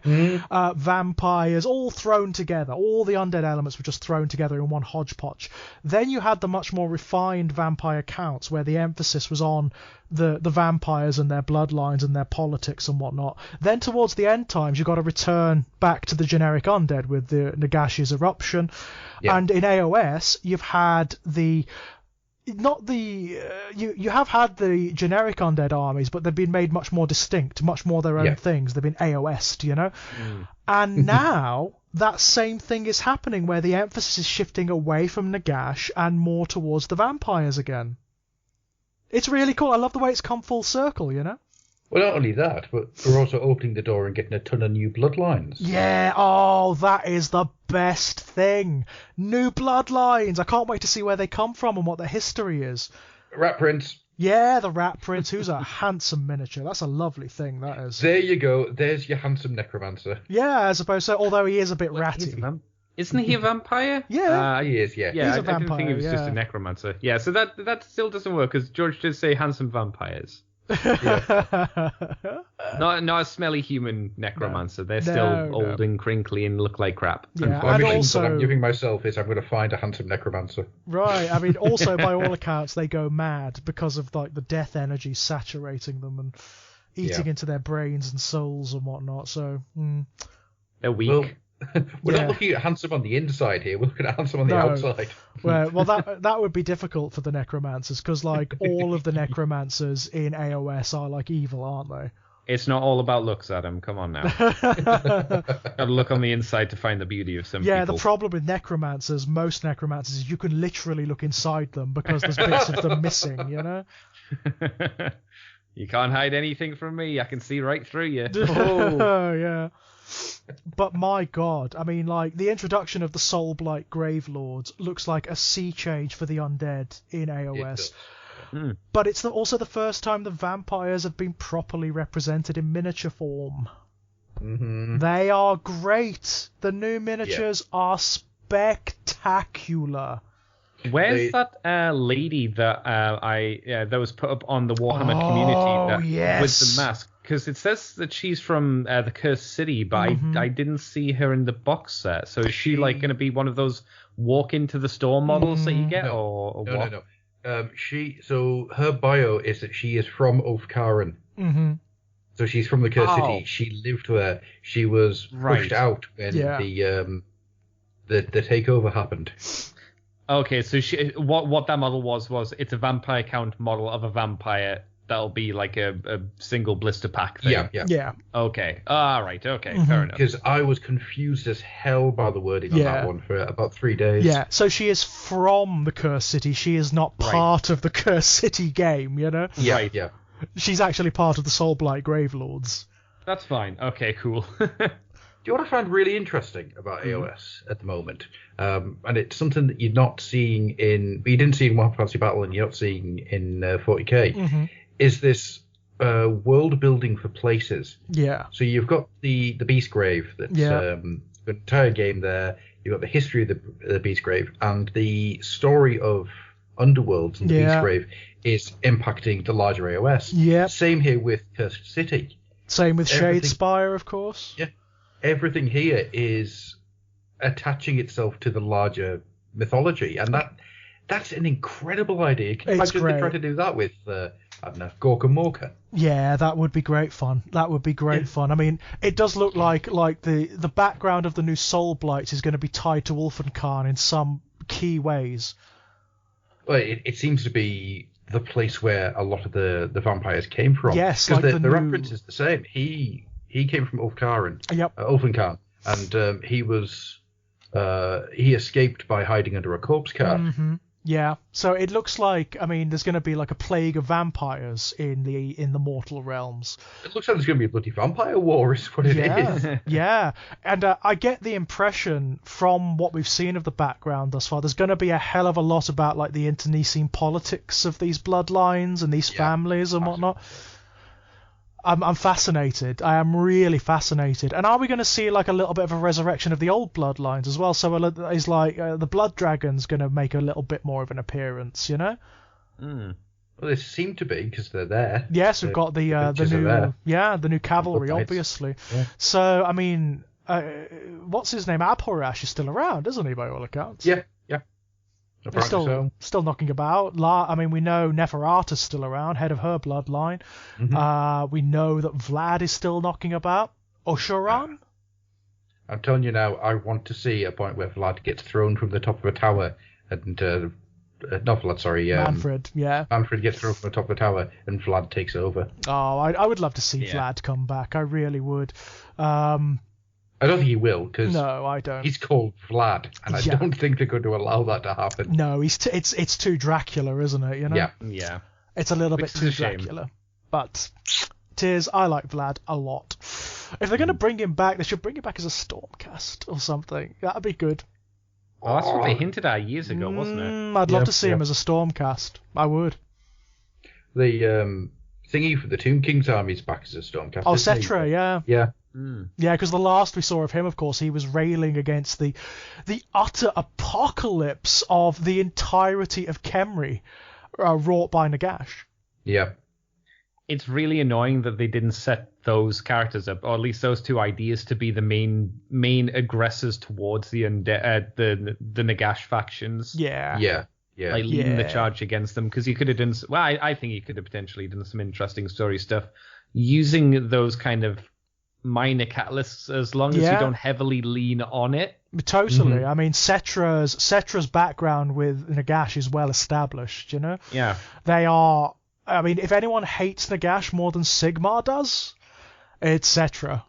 Like, all you have to do is say that the character feels like an intense hatred that he can't explain, like an old ancient rivalry with Nagash, but he can't explain why. You give little hints about that. There's also a lot of scope there for making a Stormcast chamber that's got that Egyptian theme. That'd be very cool as well, yeah. Wouldn't that be fun? Yeah, I'll be up for that.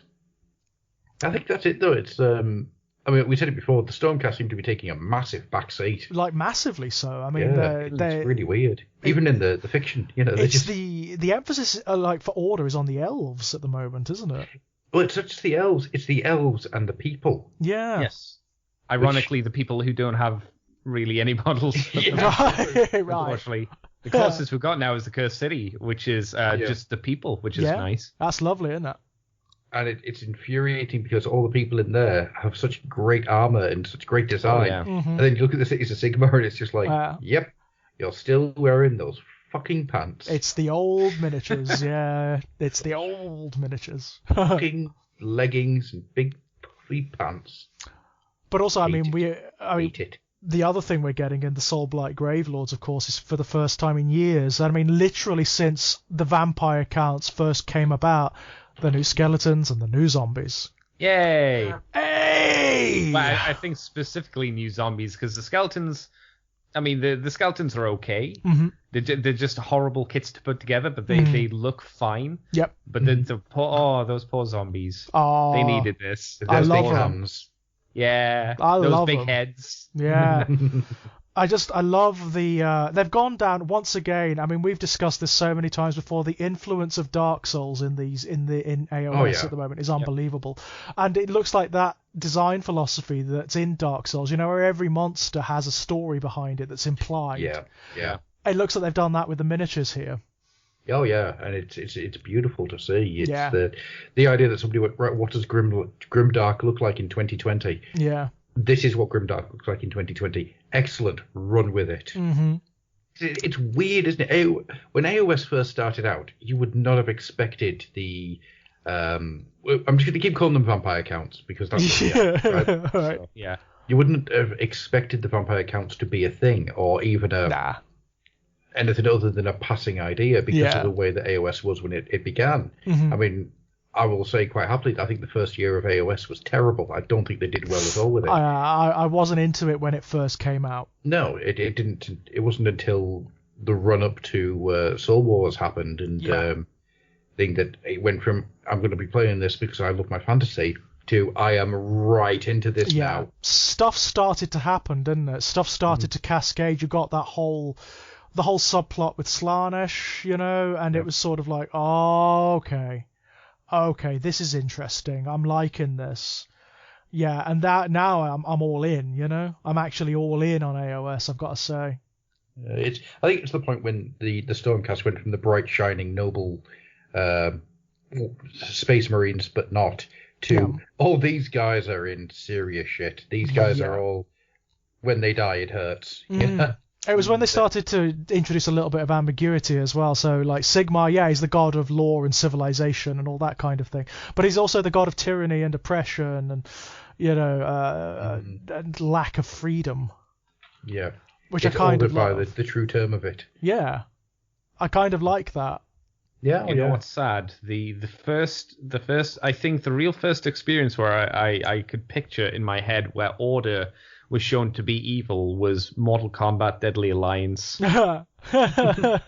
Where they showed an order faction which was totally totalitarian. Yeah. And it's really sad that that's the first thing I remember as my introduction to, order's maybe not always a good thing. No.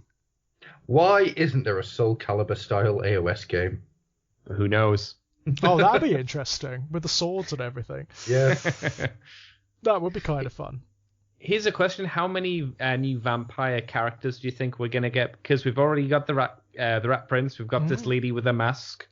It's a good question. There obviously has to be more, because I think the emphasis is gonna have to be on, at least for the driving narrative, the vampires are gonna be it. Yeah. But you're gonna have to have a leader in general. We've seen the vampire lord, the one with the bats in her hair. Yeah.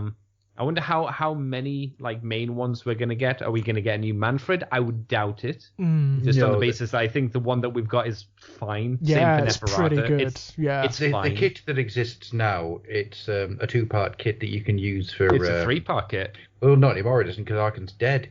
Thank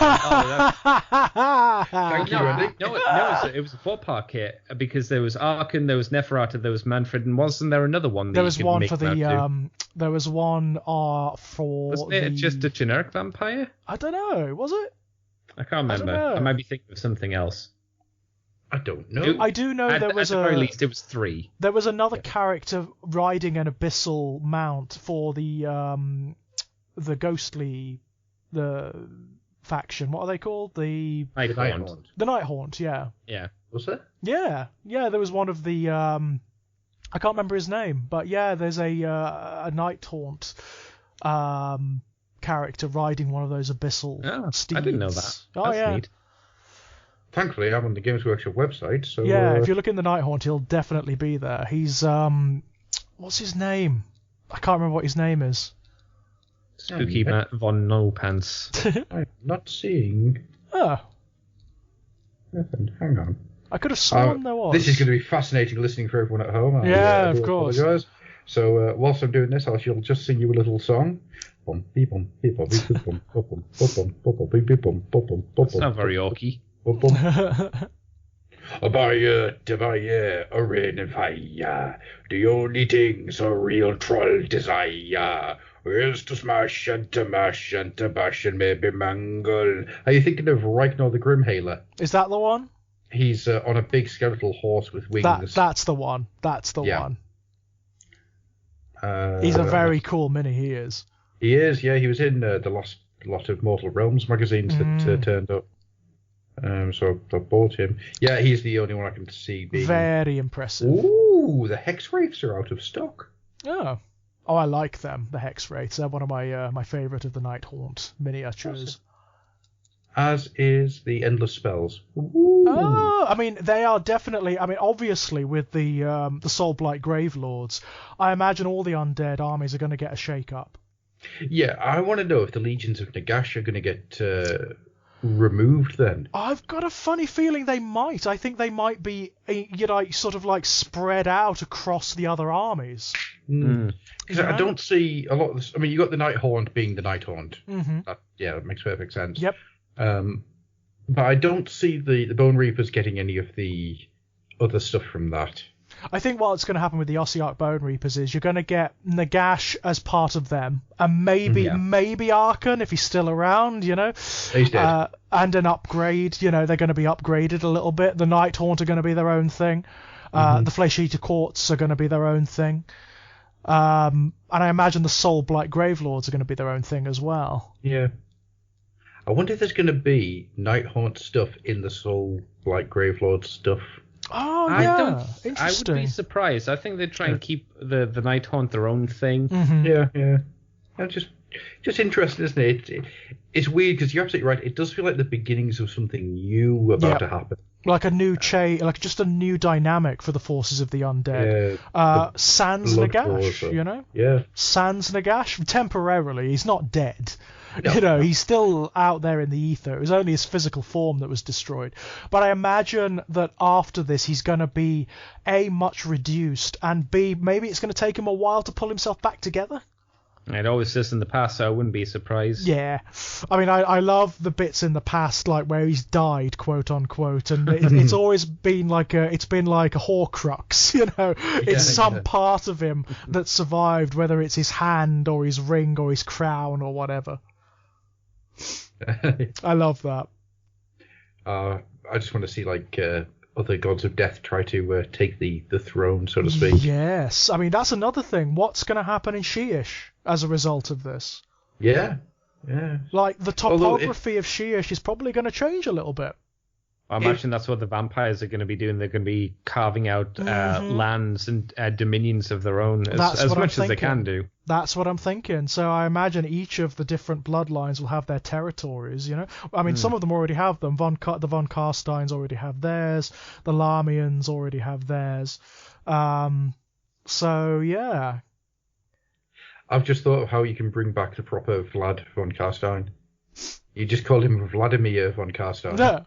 And then you just have him turn up and he's great big and Russian and massive, like the other ones are.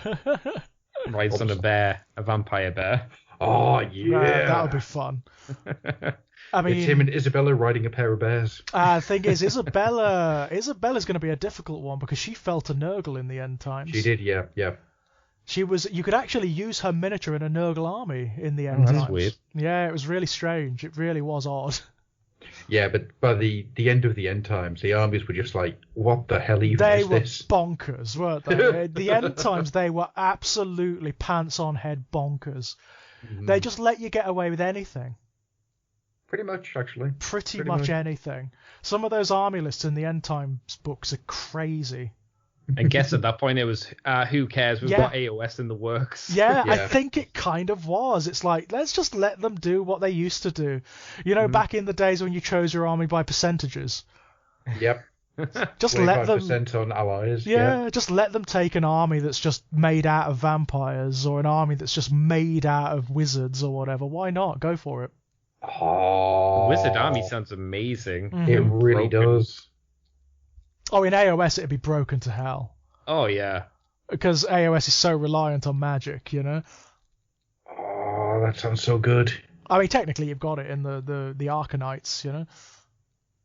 Well, what I'm thinking is just like one of the colleges of magic, and it's just nothing but rank upon rank of wizards. Yeah, like students and whatnot. Yeah, like lesser wizards and whatnot. Yeah, I like that idea.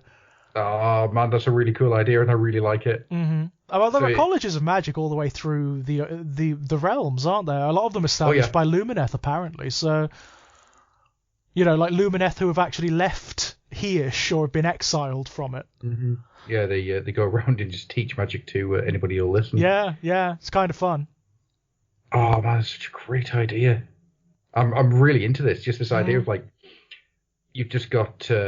I don't know, 5 or 6 big powerful wizards, then a load of level 3s, and a load of level 2s, and then just like the rank and file is level 1s. There's no shooting phase. I really like that magic. Idea. Yeah.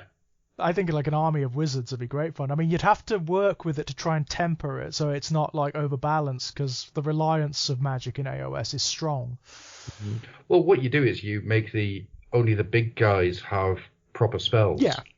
And then you have the little neophytes at the bottom. They all use magic in their shooting phase. Yeah, so it's exactly like the Disciples of Tzeentch, where you have exactly that. Like the Kyric Acolytes are magicians, they're wizards, but they've only got like their own little projectile spell. Same with the Pink Horrors, you know?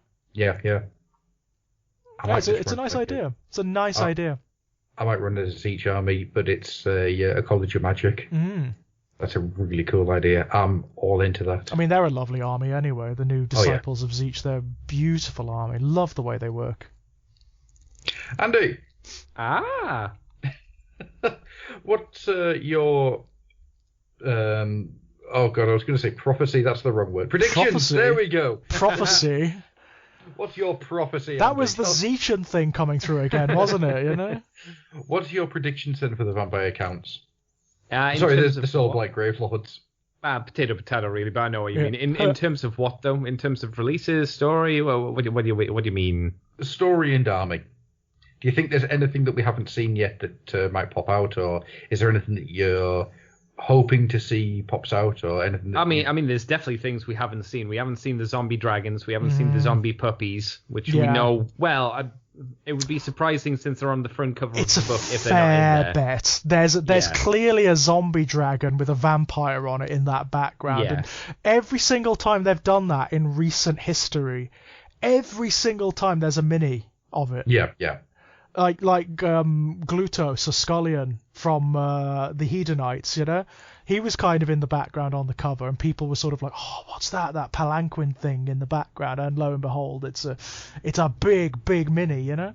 And to be fair, the vampire counts currently don't have a big mini, so you know they need a zombie dragon just to be that expensive, like £60 to I don't know £80 model, whatever you like. You know, although, it needs that. You know, I am going to be sad when the current zombie dragon is retired, because that is still a bloody good miniature.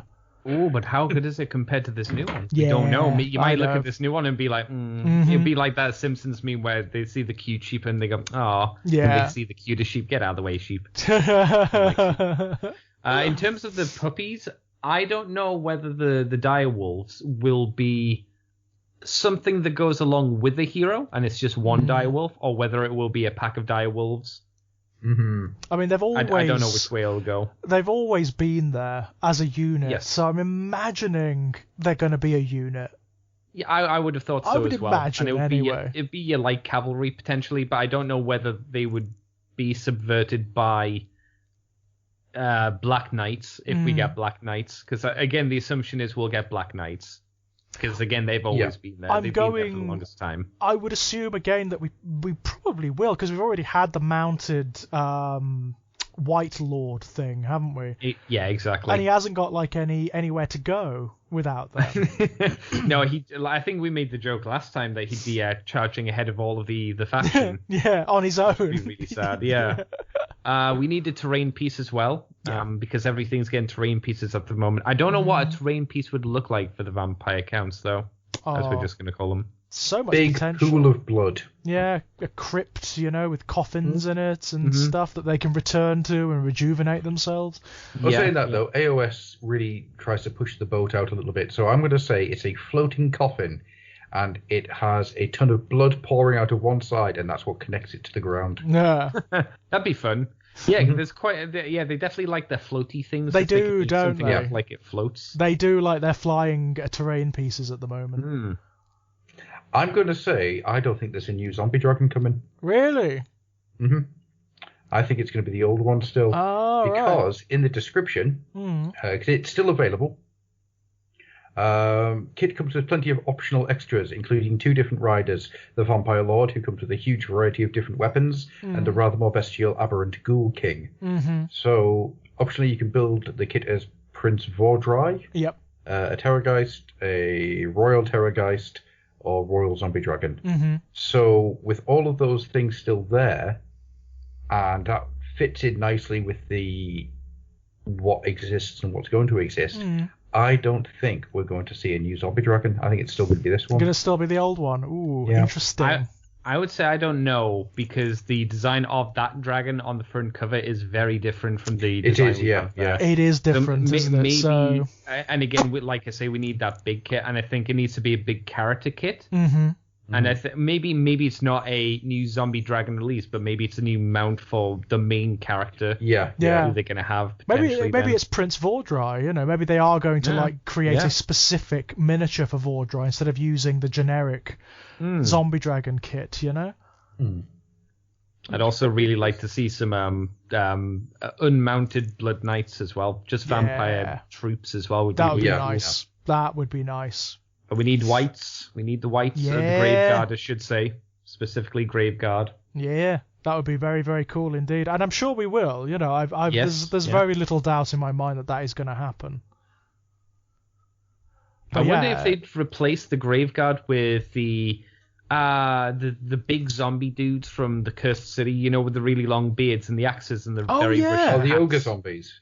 Yeah. Maybe they'll replace whites with them instead, potentially. Possibly. Or Maybe. they could be specifically to the Cursed City only. I don't know. Yeah. At the moment, it's all up in the air, isn't it? We know they're coming. Yeah. We know they're coming. It's going to be a big release, this one. I've no doubt. There's so much we haven't seen yet. But it's exciting, man. It's really exciting. I just can't wait to get into the background of this.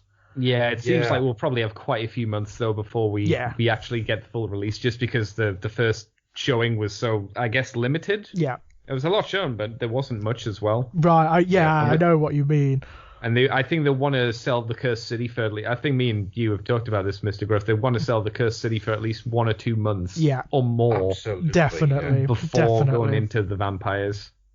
I want to know if they're going to do the same thing with the vampires that they did with the Lumineth. Have that reduced release, like they did with the Sisters of Battle as well. That reduced release box set, and then the army comes a little bit later. Do you think they'd do that? I thought that was, at least for the Lumineth, that was more of a COVID thing, more so than anything else. I'm not sure, to be honest. That's a strong possibility. Yeah.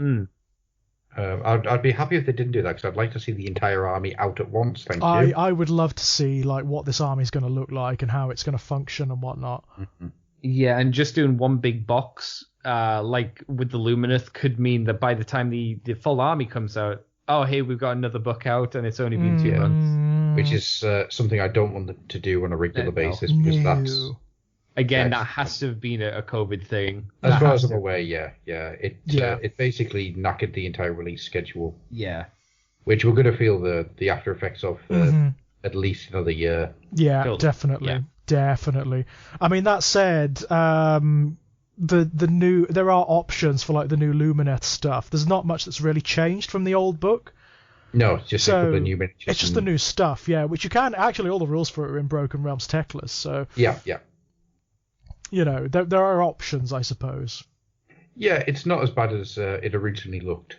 But, and also, I mean, to be fair, a lot of people are going to buy the new book anyway.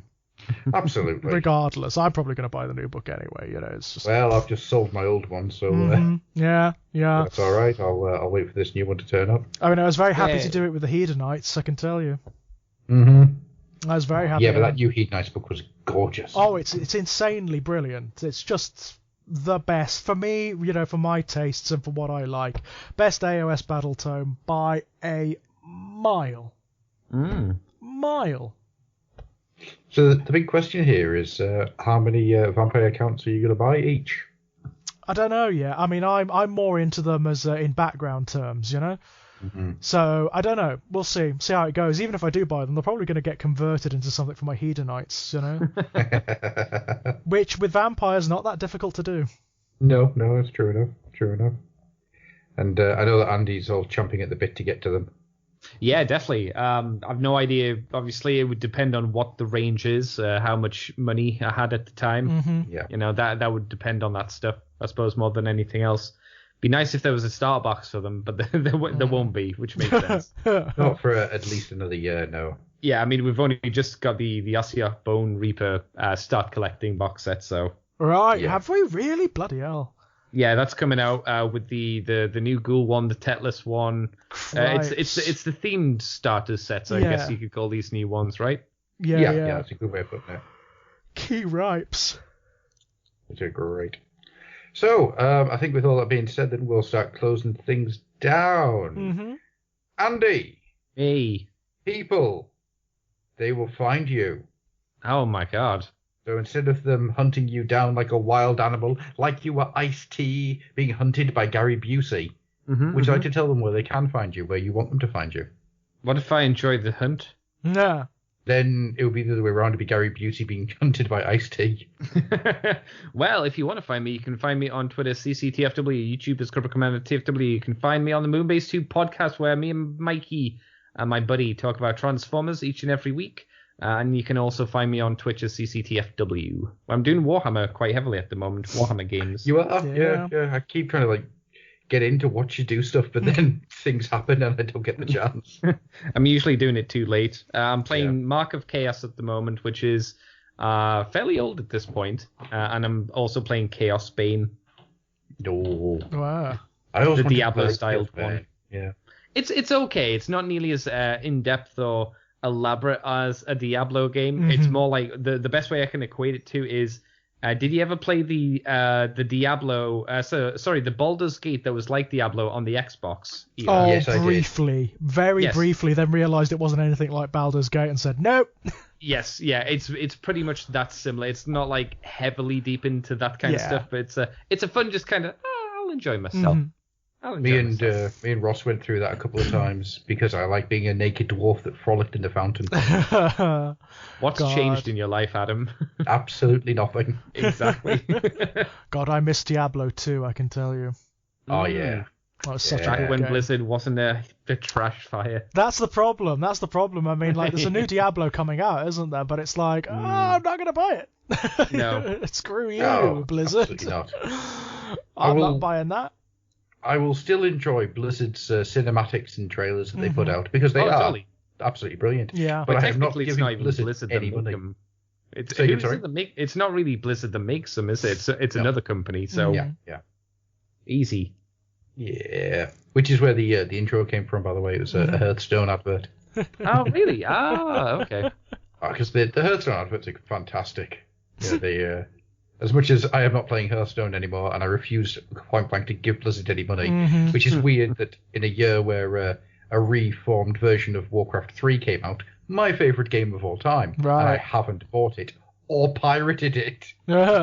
because it was a bad release as well. Yeah, because it was shit. Because Blizzard can't do anything. I was going to say, Blizzard are one of those old school game companies that are just failing on their ass, aren't they? At like everything, on every front, you know? They chased away all the people that made the company, and it's a horrible, bloated, pustule sack of Activision, which itself is a giant pus-filled company. It's like the tone deafness of going to a PC gamer convention and proclaiming a mobile game. You've all got mobile phones, and then there's me in the crowd going, no. As the keynote speech. That guy who said, like, is this a joke? Is this an April Fool's joke? Yes. It's like, oh. To be fair, I think a lot of people were thinking that. Yeah. Balls on the guy, though. Give it to him. Yeah. Jesus. A mobile phone game in front of that crowd. Yeah. There's such a thing as knowing your audience, you know? That's the thing. Although, interestingly enough, Chris Metzen, who was like one of the main pushers of Blizzard when it first kicked off, way back when, like the guy that behind Warcraft and Warcraft 2 and 3, he's not only is he making his own tabletop gaming, he says, he's also signed to something with TSR. Oh, Wizards of the Coast, sorry. Oh, very interesting. Okay. Yeah.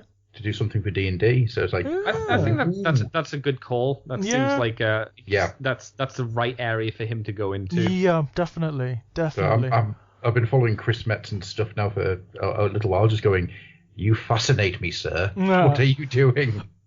Like if you told me Chris Metzen was going to open his own like restaurant chain, I would like frown and be like, I don't know, Chris. You tell me he's going to Wizard of the Coast, I'm like, okay, he could do something good there.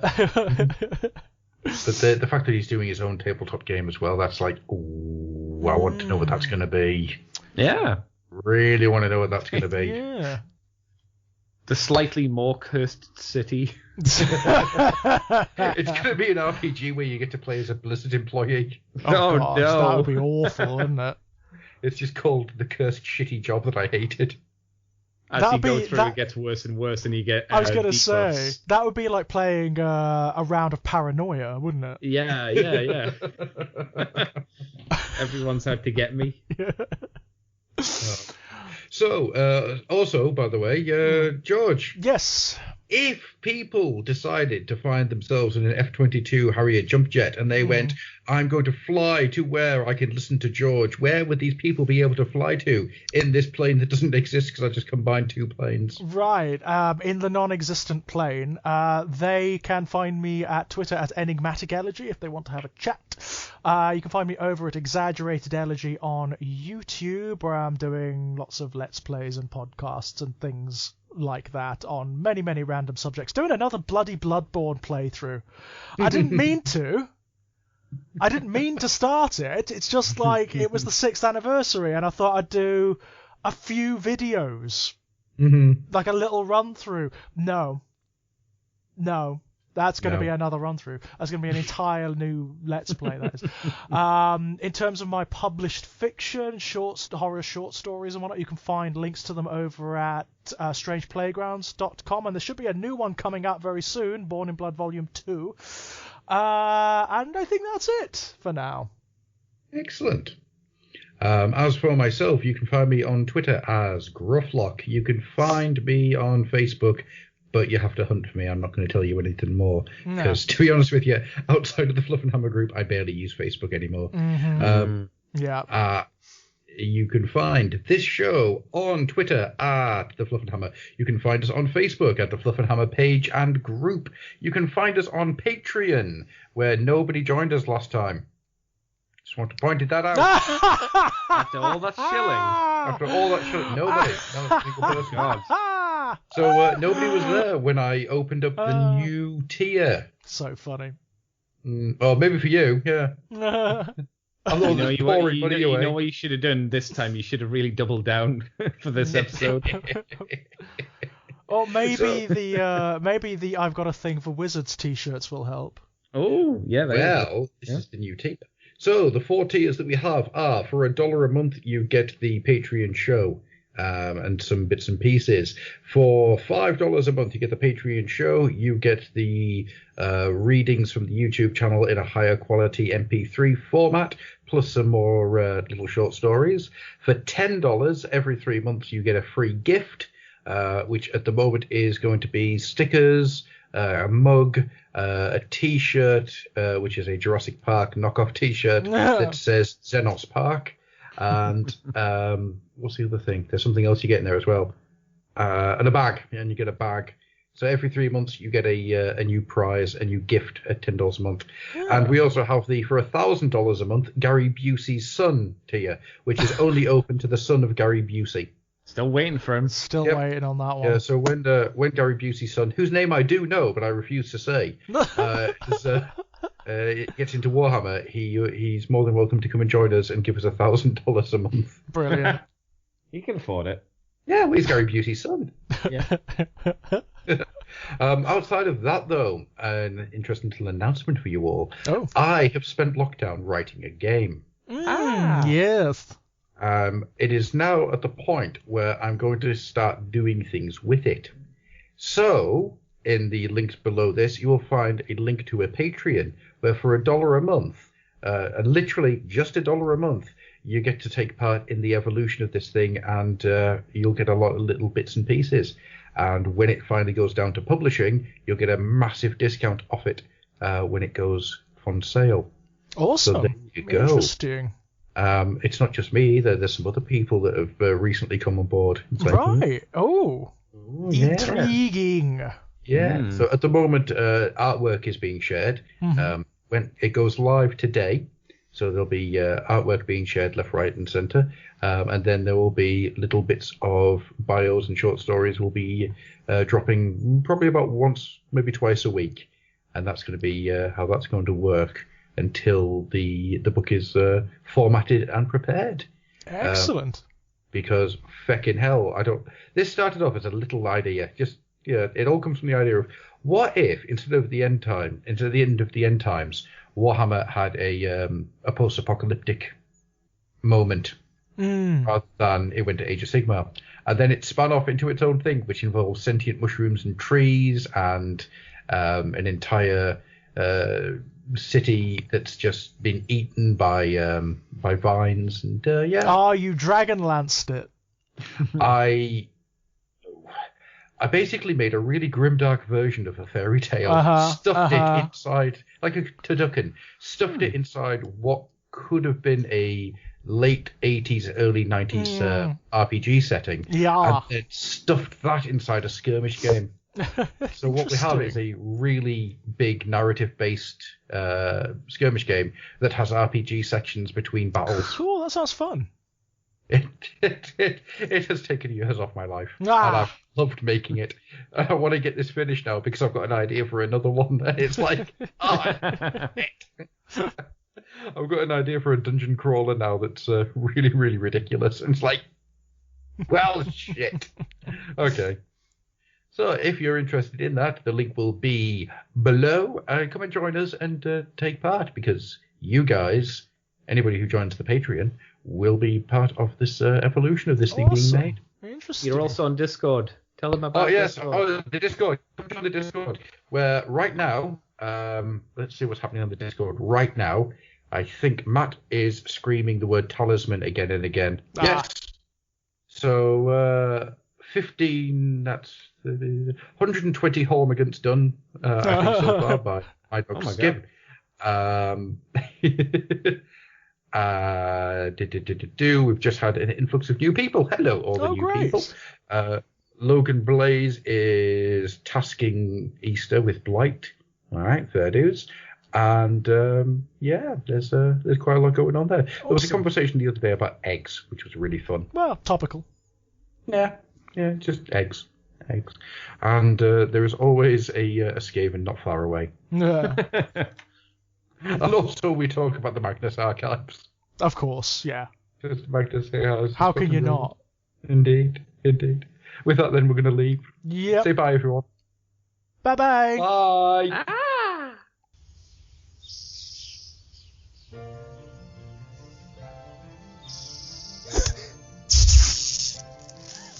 Excitement abounds. I almost can't wait. Relax, I don't want your baby. I already ate. Though I do tend to generally kill things that don't fight back. I see this village. What does it hold? What shall I butcher them with, fire or cold? Running from me, sure you'd think he's a pathological, bloodthirsty, homicidal maniac. I'd kill kittens and puppies and bunnies. I'd maim toddlers and teens and then more. You see a wife, I see a widow. But what then? Can't you see? I'd kill for.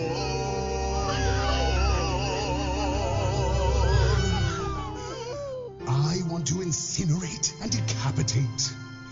I want to melt some faces. Watching the peasants, what do they call it? Grieve. I suppose that being undead, there's not much to life. A soul is needed for loving, feeling. How does this all not make me, what's that word again? Heave. You've nowhere to hide, nowhere to run. Your village will burn like the heart of the sun. With infinite glee, it's going to be me that slaughters the world. How could I glare into these eyes and then not stab them? How could I stare at their loss and then not laugh? I'd cut him in half. Then I'd graft his head back onto his shoulders, or after I'd plop it, I'd make a puppet on top of a staff. I am a lord that is sometimes bored, have some urges and need to fulfill them. After my mayhem, I simply don't, what's the word, care.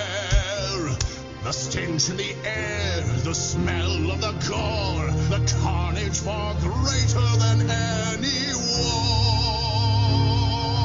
war. My legacy, death becomes me. I'll slaughter the